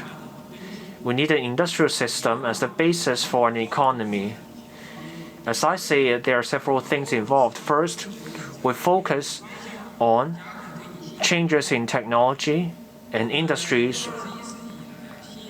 Into the 21st century, changes are happening at ever more faster paces, like artificial technology, Internet of Things, etc. All kinds of technology happened and are being applied. There are synthetic genetics and also other areas in life sciences. Changes are also happening. There is robotics. Another thing that has an impact on manufacturing. And we need to drive transformation in our country on these tech areas. For green and clean energy, there is transformation in the energy sector across the world. There are rapid changes in communications technology as well. New technologies are coming out. Major breakthroughs have yet to happen. With these changes in technologies, it is reshaping the global economic order with implications for our country's future. They represent huge opportunities for our country. That's why the work report says that we need to step up our manufacturing, aviation, maritime transportation, internet, digital technology, lay down a solid foundation for our industries, and also modernize our industry chains. We have to drive high-end manufacturing development and green development as well. We also have to seize the opportunities for strategic industries, for emerging industries, and also for strategic industries. We need to speed up the development. We need to develop the real economy as well to maintain the vibrancy in the manufacturing sector. We need to keep the manufacturing sectors. They need to be part of the economy. In the West, over there, they just want us to remain the world's factory. They want us to be locked into the middle and lower end of the manufacturing chain. We cannot allow that to happen.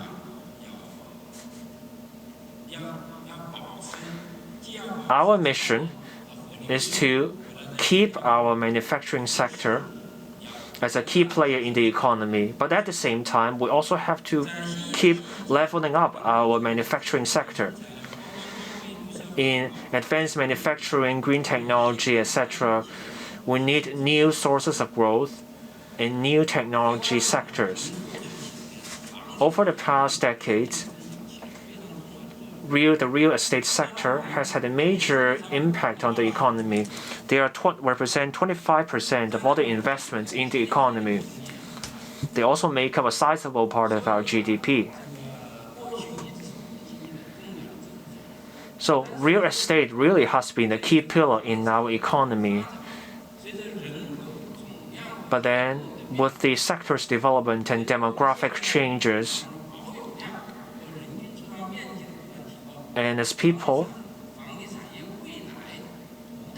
are living in larger flats, the real estate sector may not be playing the same important role in the economy in the future.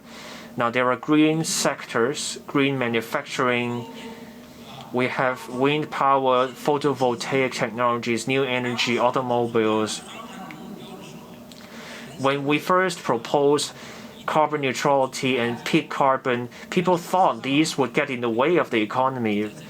But as experience shows, we achieved great results in the carbon-related goals. In many ways, we're actually leaders across the world. Now, turning to expediting the development of the digital economy and combining it with the real economy, create a competitive industry chain. We have an edge. We have a huge market in the country. We have a huge platform economy. That economy has to do with our huge market. We have to continue to leverage that advantage. And we also have to enhance our infrastructure and modernize the infrastructure. This means we need to modernize the transport networks and energy systems. And we also have to integrate different sectors and strengthen our agriculture sector so that our food supply is firmly in control by our own country. This is a point that the General Secretary has been stressing time and again. Food supply for our 1.4 billion people is always a key question. Sure, we can import food, but then when major upheavals happen in the international scene, leave aside where the food comes from, some countries may decide to stop exporting food. Look at the war in Ukraine. Some countries started restricting food export, so we have to learn those lessons. So we must develop modern service industries.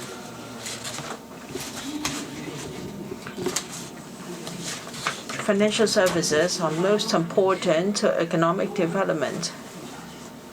So we have tremendous potential, and for education, science, culture, and tourism, they have tremendous potential for further development. And also for industries that cannot be attracted into Hong Kong, into the country, we develop our own. For instance, semiconductors and chips.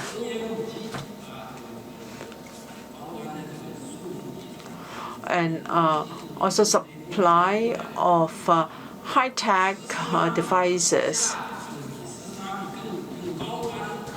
For those smaller than 14 nanometer, they would not be sold to the country, and so we have to develop our own.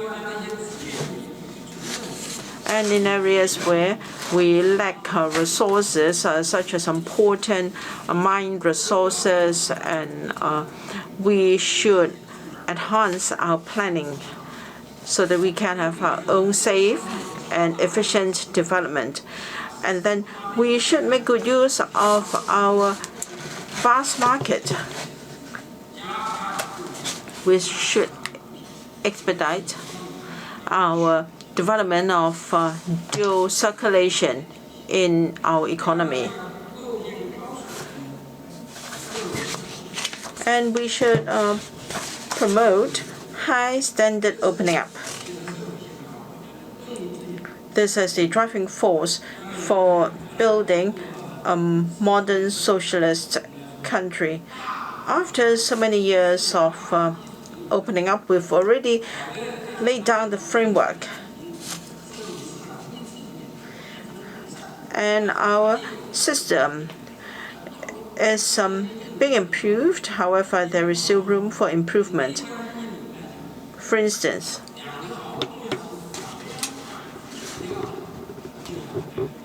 now there are two important directions stressed by the central government, and that is the improvement of governance structures or systems of state-owned enterprises so that they can play a more important role in driving economic growth.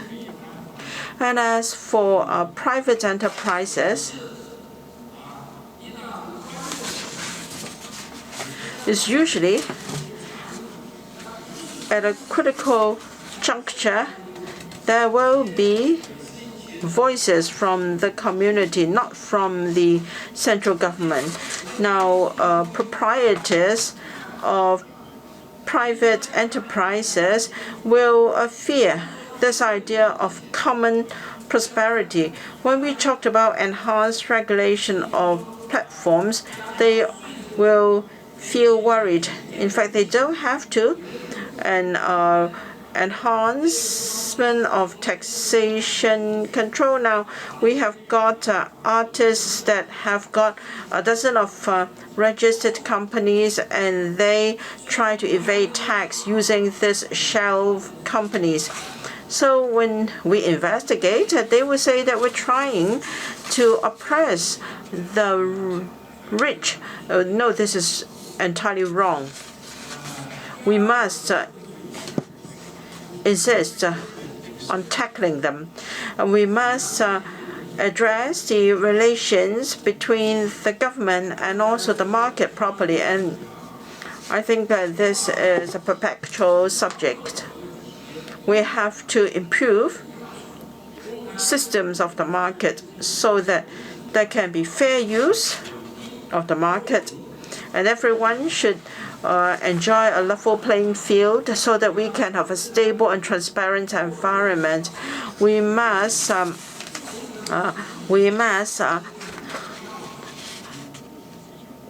crack down on monopoly, and we must improve our system in tackling these issues. We have strengthened reforms. It's easy to incorporate an enterprise. You do not have any prepaid capital. Now we have changed the system, and after you've obtained a license, you must really operate. We have to create a favorable operating environment for enterprises, and we must have a good macroeconomic governance system to play a strategic role. We must set up a central banking system, and we must deepen our reform of our taxation system and reduce our reliance on real estates, and then we should form a new taxation regime. So this is about deepening reform. And we should develop a system that is more open. We have seen great changes in the world, and there's been transformation and adjustment in the market. And because of the pandemic, the Russell conflicts and the supply chains have been dealt a heavy blow. And the U.S. in particular are asking for their manufacturing sector to return to the country. Indeed, many factories have relocated back to the U.S. For instance, the TSMC is an example. People say that maybe it want to change its name to U.S.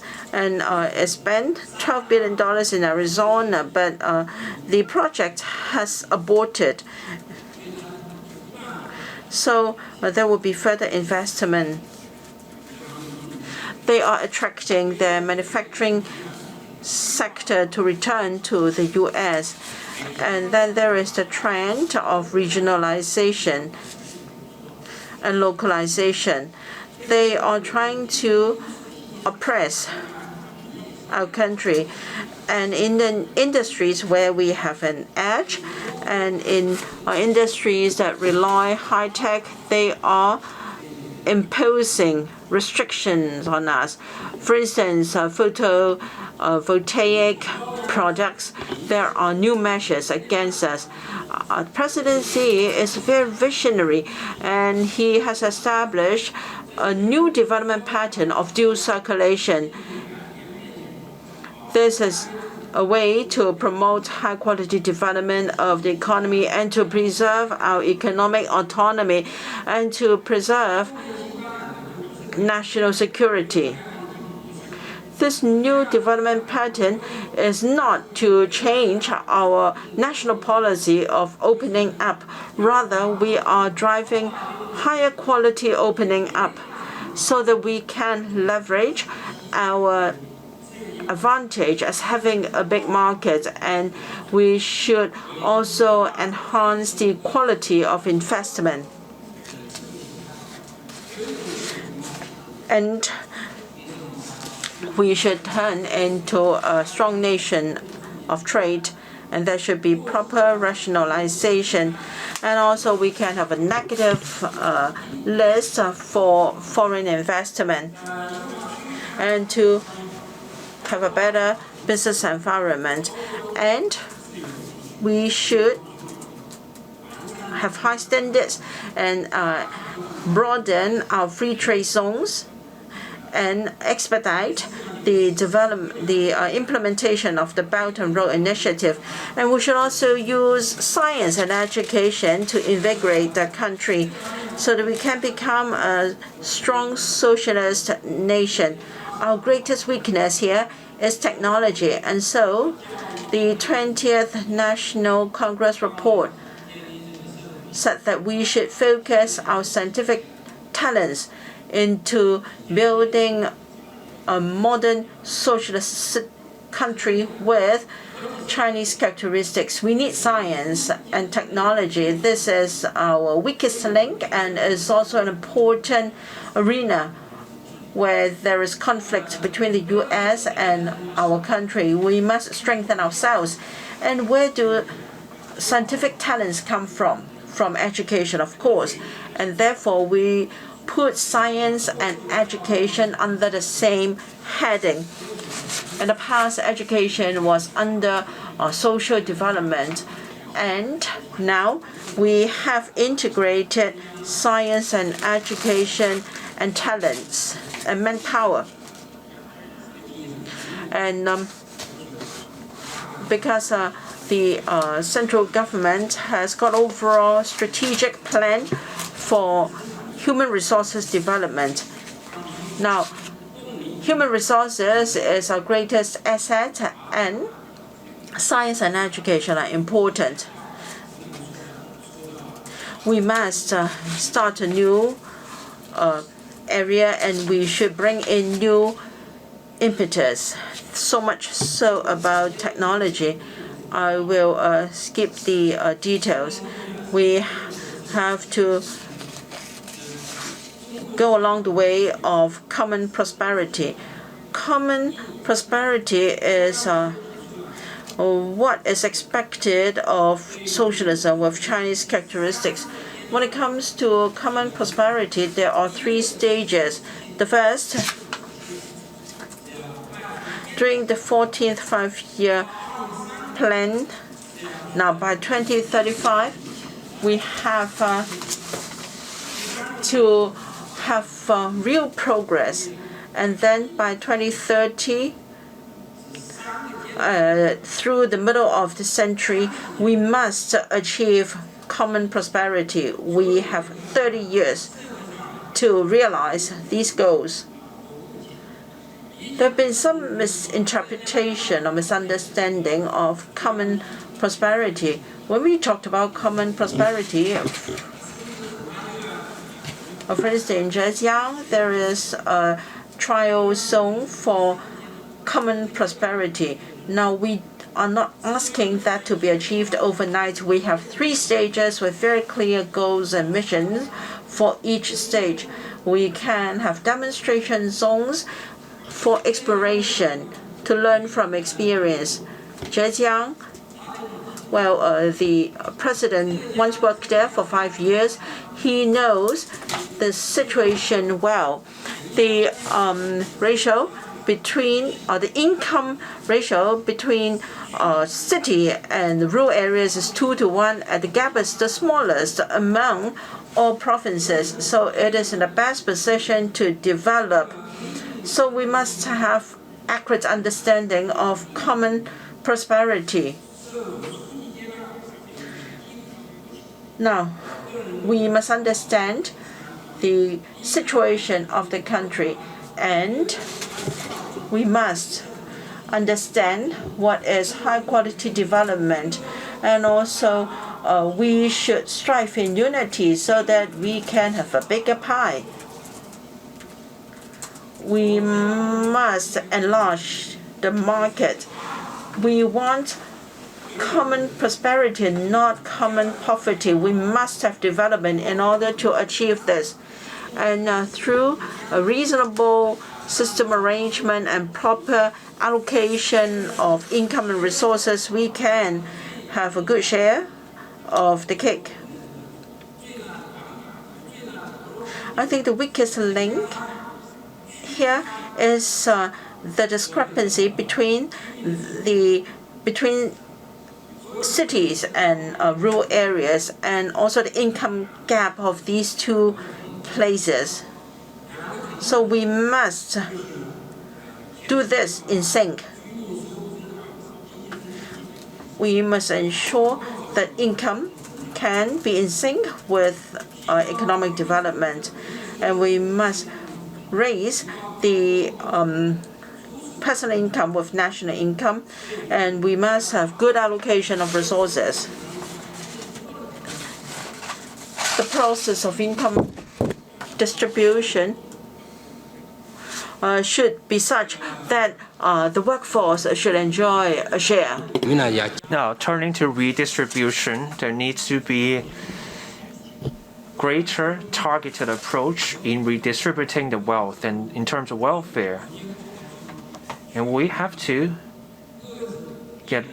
address the problems of very low pay for certain workers, so that we create conditions for the redistribution in the third round through charity, etc. Everything is all about narrowing the income gap. The primary distribution is about money going to workers. Redistribution or secondary distribution happens through taxation. We also have to act accordance with the law in tackling those acquiring income through illegal means. We also have to tap into the initiative in the community. In Hong Kong, there are entrepreneurs donating money to charities with great results. In the mainland, state-owned enterprises and private enterprises are also fulfilling their social responsibility in similar ways. The third point is that we do what we can and spend within our means. In addressing income disparity, we have to have regard to the state of the economy and our means. So we take things one step at a time. Steady steps. We cannot rush, but we cannot drag our feet at the same time. And we cannot keep kicking the can down the road, and then 5 years and 10 years later, we're in the same spot. And we cannot resort to welfareism.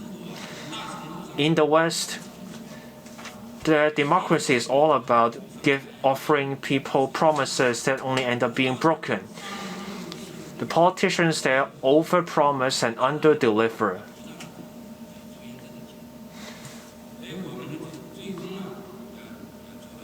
So for us here, we need to be mindful of our means and do what we can.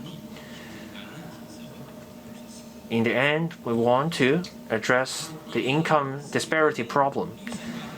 Now, the sixth point is about green development. This is a more technical aspect, so I won't go into detail. Now, the seventh point has to do with addressing the risks. Since the 18th Party Congress, President Xi Jinping stressed this point. We are confronted with changes of a magnitude unseen in a century. Changes are happening, unfolding in unprecedented ways. There are many unprecedented challenges. Our courage and determination and capability are put to a test. As I see it, the greatest challenge we are grappling with at home is the downward pressure on the economy, which leads to a string of economic, social, and livelihood problems. We also have to guard against financial risks. There are all kinds of risks for regional governments, including those associated with the real estate sector. All these comes down to downward pressure on the economy. There are also external other factors. We are no longer seeing the benefit of this huge population. In the past, we unleashed the productivity of our population. Rural population went to cities. But back then, we had the growing population. Now, the population has more or less peaked. Our labor force has shrunken by 40 million. Demographic changes are happening, and we cannot stop it. I won't go into detail, but given changes in our population size and demographic changes, we may see lower productivity. That also means greater burden on families. This is because you have more seniors in the community and fewer workers in the economy. More retirees, fewer workers. We have more than 260 million of our people moving into retirement age. So for us, we have to maintain a steady pace of economic growth, and we have to unleash whatever potential there is to show up the economy. This is how we address the risk. Now, internationally, the risks primarily come from the US, their China-bashing politics. The US sees China as a major strategic competitor when it comes to issues of Taiwan, Hong Kong, Xinjiang. They create trouble for us. After Donald Trump took office as the US president, he focused on trade, finance, investment, and technology. But after Joe Biden took over, the measures taken by Donald Trump remained in place. In fact, every one such measure remained in place.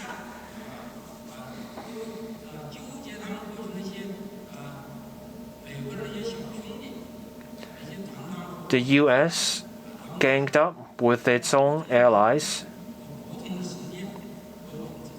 against us by creating trouble for us on a range of issues, including issues over Hong Kong, Xinjiang,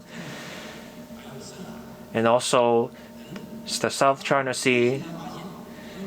It's all ideological. We are a socialist state, there is a communist party here, so we are seen as an ideological enemy, and they are waging an ideological struggle.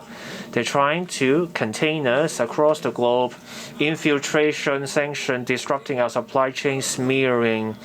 They are trying all these tactics in containing us. They're also launching an information war against us.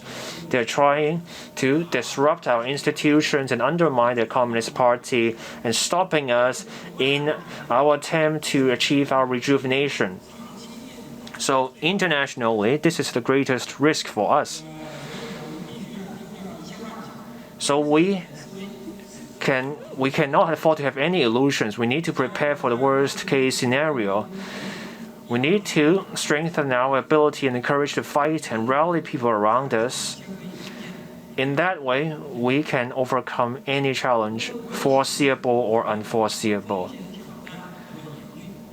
No matter what challenges there are and what risks there are, we need to do our things right. So we need to embrace the spirit of 20th Party Congress and rally around the Party Central Committee with President Xi Jinping at its core and implement Xi Jinping thought on socialism with Chinese characteristics for a new era. We need to be mindful that idle talk will do nothing for our country. Only hard work will deliver results. And we have to work towards this goal of building our country into a socialist, powerful socialist state. And I'll be happy to accept any comments. We thank Mr. Xie for his speech. We will now move on to a questions and answer session. Before the seminar started, we asked you to put your questions on a question paper. We collected the question papers. The delegation picked 3 questions, and I have them with me. I will read out the first question, and then I will invite Mr. Xie and Mr. Shen to take these questions. The first question comes from Mr. Ma Fengkuok. We thank Mr. Ma for his questions. His question goes like this. The 20th Party Congress report stresses that we need to stick to one country, two systems, and we need to fully, faithfully, and unswervingly implement this one country, two systems. This is written into the party constitution. What's the significance of one country, two systems for our city's future? What are some core requirements in terms of fully, faithfully, and unswervingly implementing one country, two systems? I thank Mr. Ma for the interest he has taken in the discussion in the work report on one country, two systems. Long-term adherence takes commitment. As President Xi made clear in his July 1st speech, adhering to the system in the long term, fully, faithfully, and unswervingly over the long term. The work report this time sets out clearly that one country, two systems is the best institutional arrangement for Hong Kong. This is the position of the party.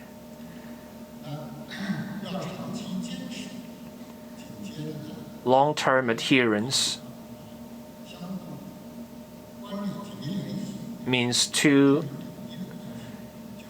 things, and they're interrelated. Full, faithful, and unswerving implementation.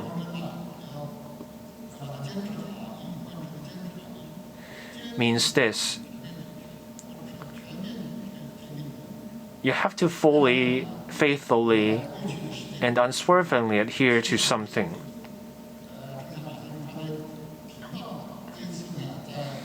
And that's how you are really sticking to it over the long term. This requirement is written into the party constitution. Apart from Part 13 in the work report, which deals with one country, two systems for Hong Kong and Macau, there are also other parts in the work report on the amendments to the party constitution. The General Secretary also offered a summary on the work done over the past 5 years and the transformations in the 10 years of the new era.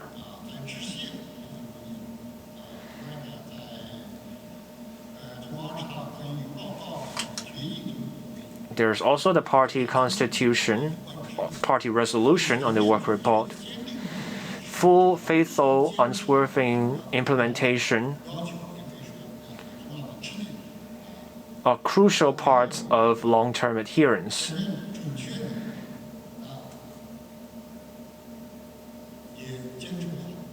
Without a full and faithful implementation, you're not really adhering to it. Without unswervingly upholding one country, two systems, that is hardly long-term adherence. So they all come together.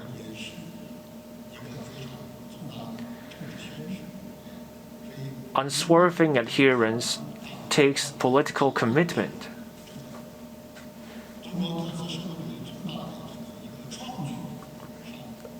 one country, two systems is a monumental achievement, and the party has made its position clear on this formula.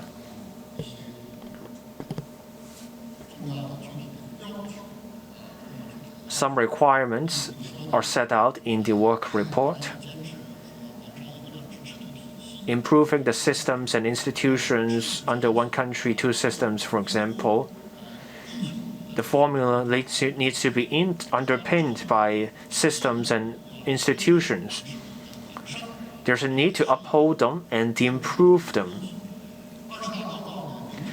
In the work report, there are specific requirements, including implementing the central authority's overall jurisdiction, implementing the principle of patriots administering Hong Kong, and also implementing the mechanism systems for safeguarding national security. These are the requirements. Now, the Central People's Government's overall jurisdiction and the Hong Kong SAR's high degree of autonomy. These are also clearly set out in the work report. We need to uphold both. So we're not emphasizing one at the expense of other. We need to uphold both. This is the core essence of one country, two systems.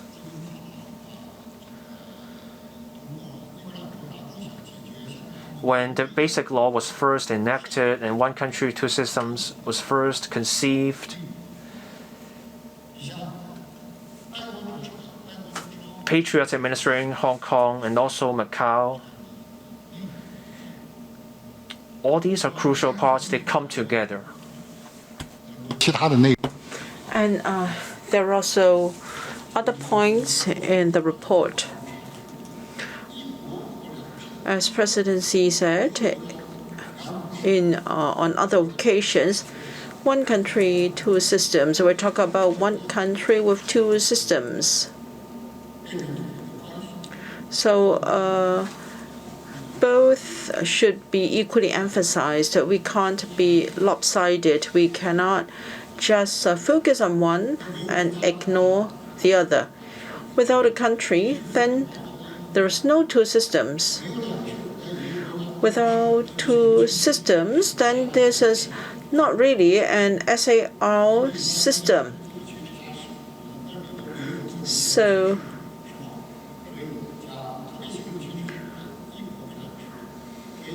we have one country, two systems, and that's why we have special administrative regions.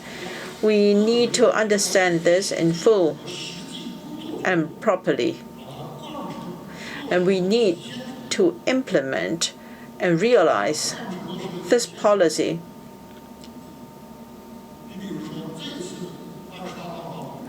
For instance, there is another important point in the report which I did not mention just now, and that is to insist on being action-led.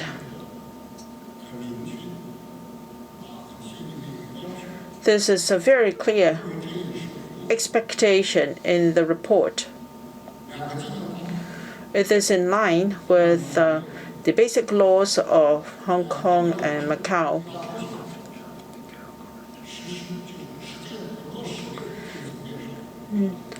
This is about implementation of the basic law, having an executive-led system.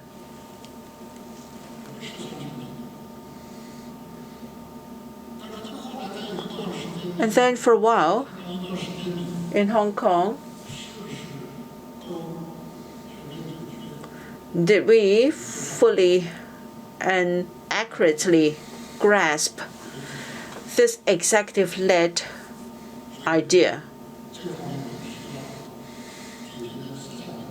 So we have to sort out the ideological aspect, and the systems, etc., have to be sorted out.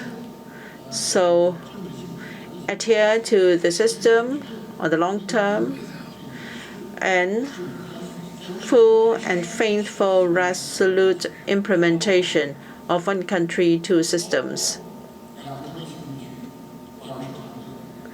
The governance team of the two SARs and the people of the country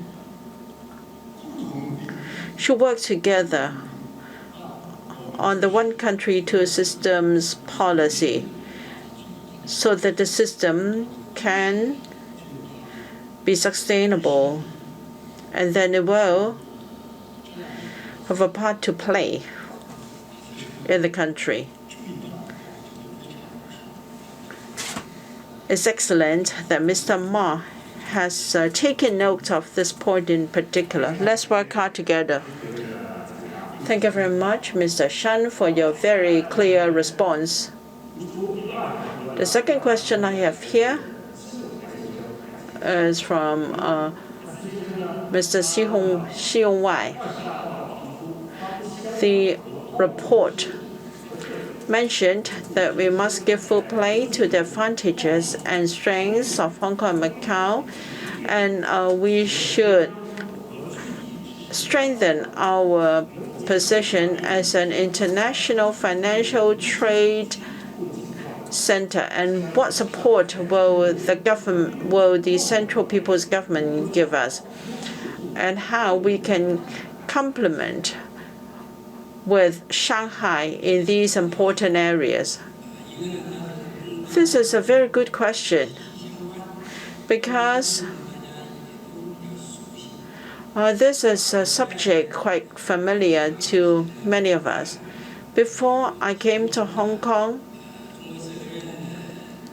I asked the Hong Kong Institute in MPC to collect some issues that are close to the heart of Hong Kong so that I can come prepared. And I think this is a very practical issue. As we all know,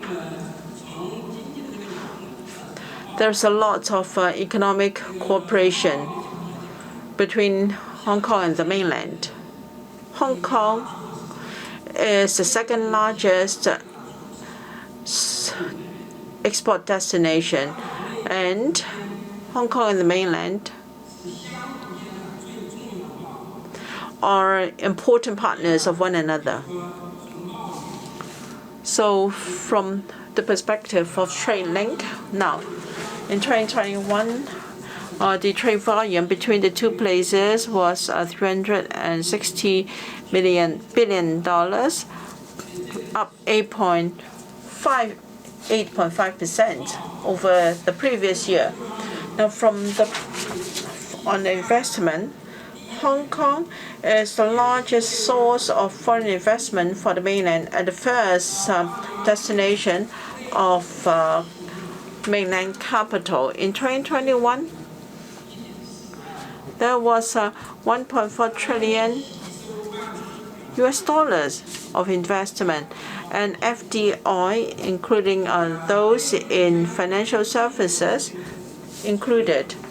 And then we have also $800 billion of foreign investment, accounting for 83% of the total FDI in the mainland.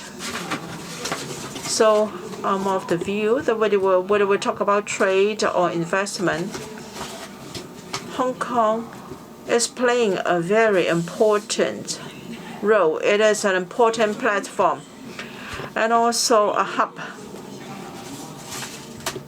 Now, we have direct investment from Hong Kong, and we've also got foreign investment.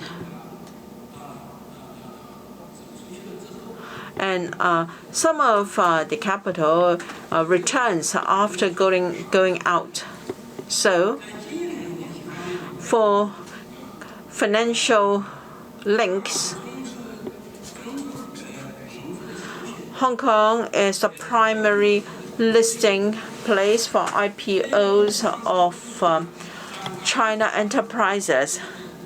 They account for about 50% of the total number of listings in Hong Kong and accounting for 7% of the value, and they account for a large percentage of the market value in Hong Kong.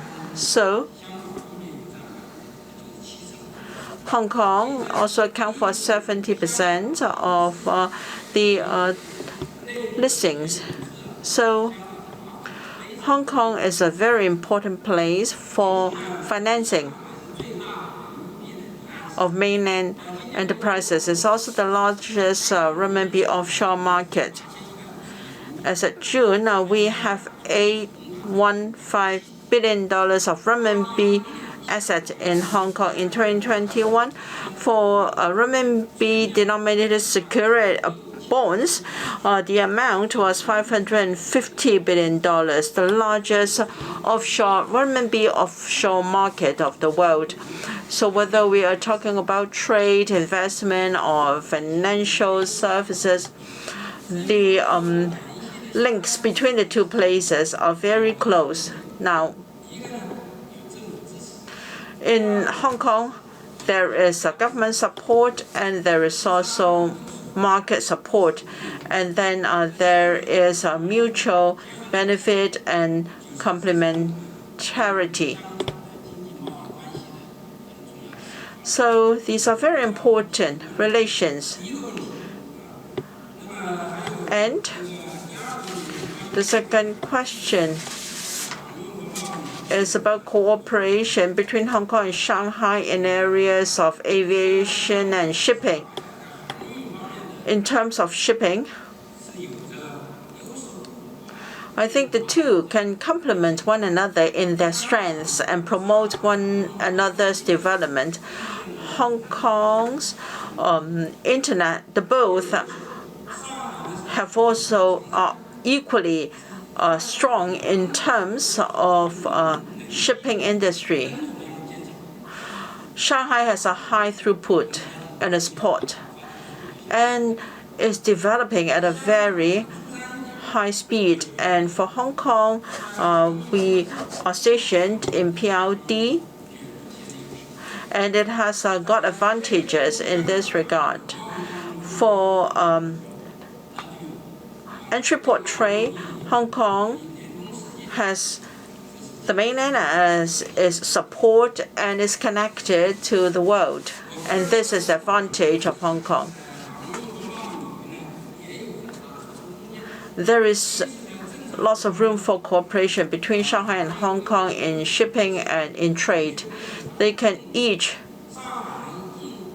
leverage their own strengths, and then they can all play the role of a hub. Now, this is my personal understanding. Hong Kong attaches more importance to playing the part of a shipping hub.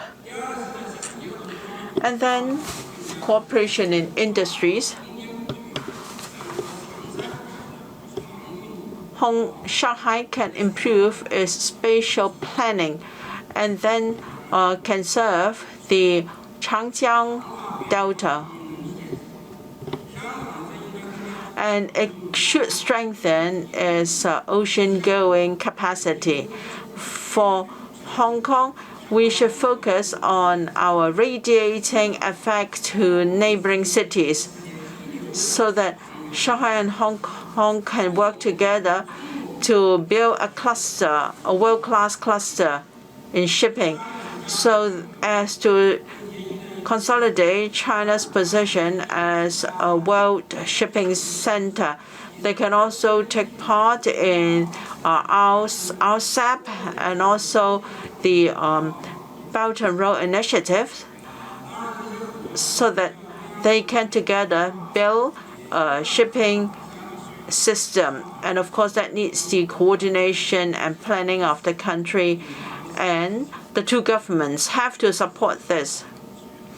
And market forces should also be playing a part. Thank you. thank Mr. Xie for his response. I'm sure you've got a lot of stats and you will be more assured about our prospect. We now move on to the third question. It comes from Mr. Tam Yu Chong. Mr. Tam's question goes like this. The 20th Party Congress report lays down scientific objectives for China's future development. It also lays down the plans and demonstrates the bright future of our country. But there are concerns from the outside world about our country's economy. What's the source of our future economic growth and the source of our strength in the future? That question touches on some tough problems. COVID has dealt a heavy blow to our country's economy. Over the past 3 years, the same applies to the global economy. At different points, different economies suffered blows to varying degrees. Sometimes we were hit harder than other countries.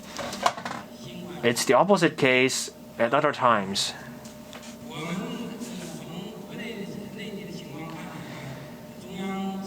For the mainland, at the high-level working group committee,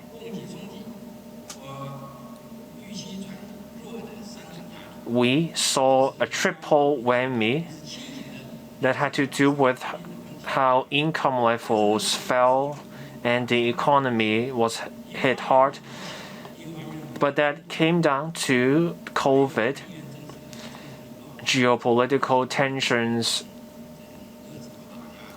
containment from the US and the rest of the Western world.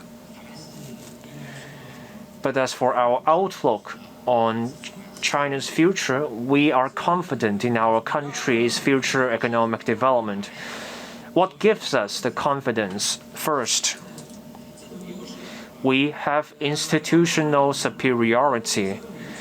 Now, with the leadership and guidance of the CPC, we have advantages at various levels of the government. They can mobilize members of the community to coordinate work. They can implement policies. We can coordinate resources and deliver results in major undertakings and tough missions. In exceptionally difficult times, our institutional advantages really manifest themselves. We also have a huge market in our country. Not many countries can boast the same advantage. 40 years into reform and opening, we have major achievements and they point to such advantage. As for our future development, we have a solid basis to make that happen. If this were not the case, we would not have been able to make it through 3 years of COVID. We have seen only limited increase in our debt level. There is no notable drop in standards of living. A small number of people have indeed been affected. But given all the development and results we achieved, we have this solid basis. We have more than 1.4 billion people, and more than 400 million people of them are those with a certain level of income. Once we achieve high-quality development and achieve other goals, there will be more expansion in the domestic market that will support our long-term economic development. We also have a complete industry chain. We have 41 different industry sectors, more than 660 sub-classifications in our industries. So we have all those kinds of industries by UN standards. When COVID hit, we had the capacity to produce masks our state-owned enterprises and private enterprises were mobilized to ramp up production of face masks. We were even able to export masks. The same goes for our production capacity of vaccines.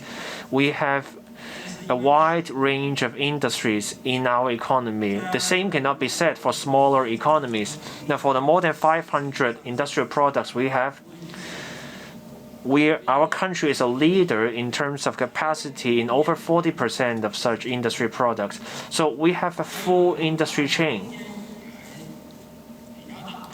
We still have significant room for development.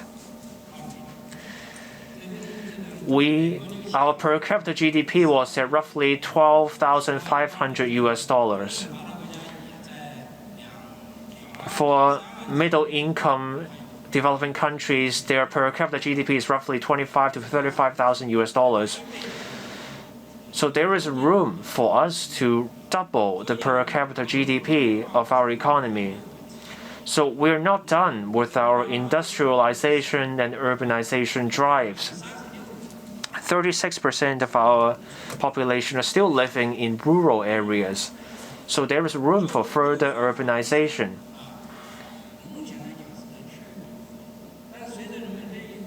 In the real estate sector, there is some sort of saturation.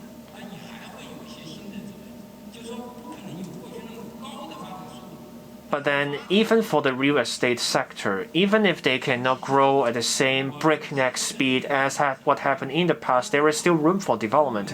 Or take automobiles as an example. For the U.S., there are roughly 800 cars for every 1,000 people. That's 2 to 3 cars per household. For us in China, we only have 100 or so cars per 1,000 people. That points to room for further development in China.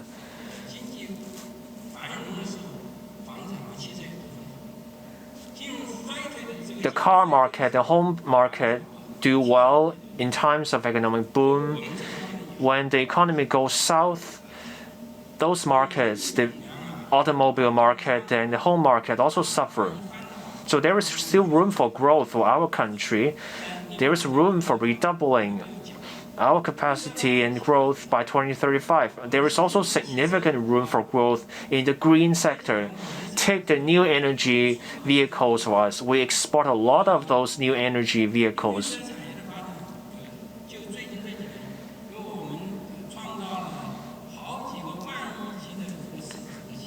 We have seen trillions of dollars of economic output from a range of businesses like BYD and other green enterprises. Even Warren Buffett was buying shares in BYD. So this points to massive potential in our green sectors. So we still have advantage in this area. And then we also have great resiliency and wiggle room. Over the past 4 and 5 years, I was working in central China. The western part of China was still lagging behind, and the progress in the eastern parts slowed down. The central part of China showed great growth. Take the period during the 13th five-year plan, Central China demonstrated great growth rate, 8.6%. In Shanxi province, the growth rate was 5.3%. In Jiangxi, the growth rate was 5%, ranked 4th in the country. In Hunan, the growth rate was 8%. In Hubei, the growth rate was 4.7%. Central China showed greater growth rates. So even if one part of our country is struggling, other parts of our country is doing well. This is a source of our strength. And then we're also pursuing innovation-driven growth. This will help us sustain this development at a steady growth. But it's unrealistic to expect double-digit economic growth every year down the road. We may be able to achieve that for one particular year, but we cannot have double-digit growth just every year down the road. We can still have sustained and steady economic growth for the next 10 years or so. Hong Kong has the support of its motherland. When the mainland prospers, Hong Kong will also do well. So let us all work together. Give full play to Hong Kong's edge in finance, trade, legal services, talent, and technology. And let us foster interaction between the mainland and Hong Kong. The mainland will be able to keep up its economic growth, and Hong Kong will also be able to sustain its economic growth. I am very confident in our country's future economic growth. Thank you. Thank you, Mr. Xie. The delegation has addressed 3 very thoughtful questions for us, but due to time constraint, we will stop here for our Q&A session today. Please, everyone, a round of applause to thank our speakers today, Mr. Shen Chunyao and Mr. Xie. The 2 speakers will have their seat among the audience.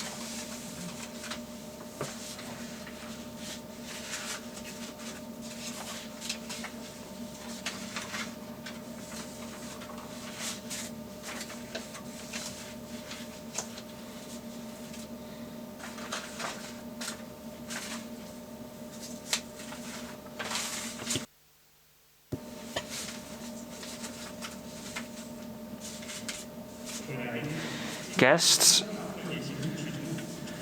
this is the seminar organized by the Hong Kong SAR government on the 20th Party Congress spirit. The seminar concludes here. We thank you for attending the seminar. With the discussion today, I'm sure you now have a deeper understanding of the spirit of the 20th Party Congress. Let us give a round of applause to our speakers. We thank them for joining us for the seminar today. As for other guests, please wait for a bit.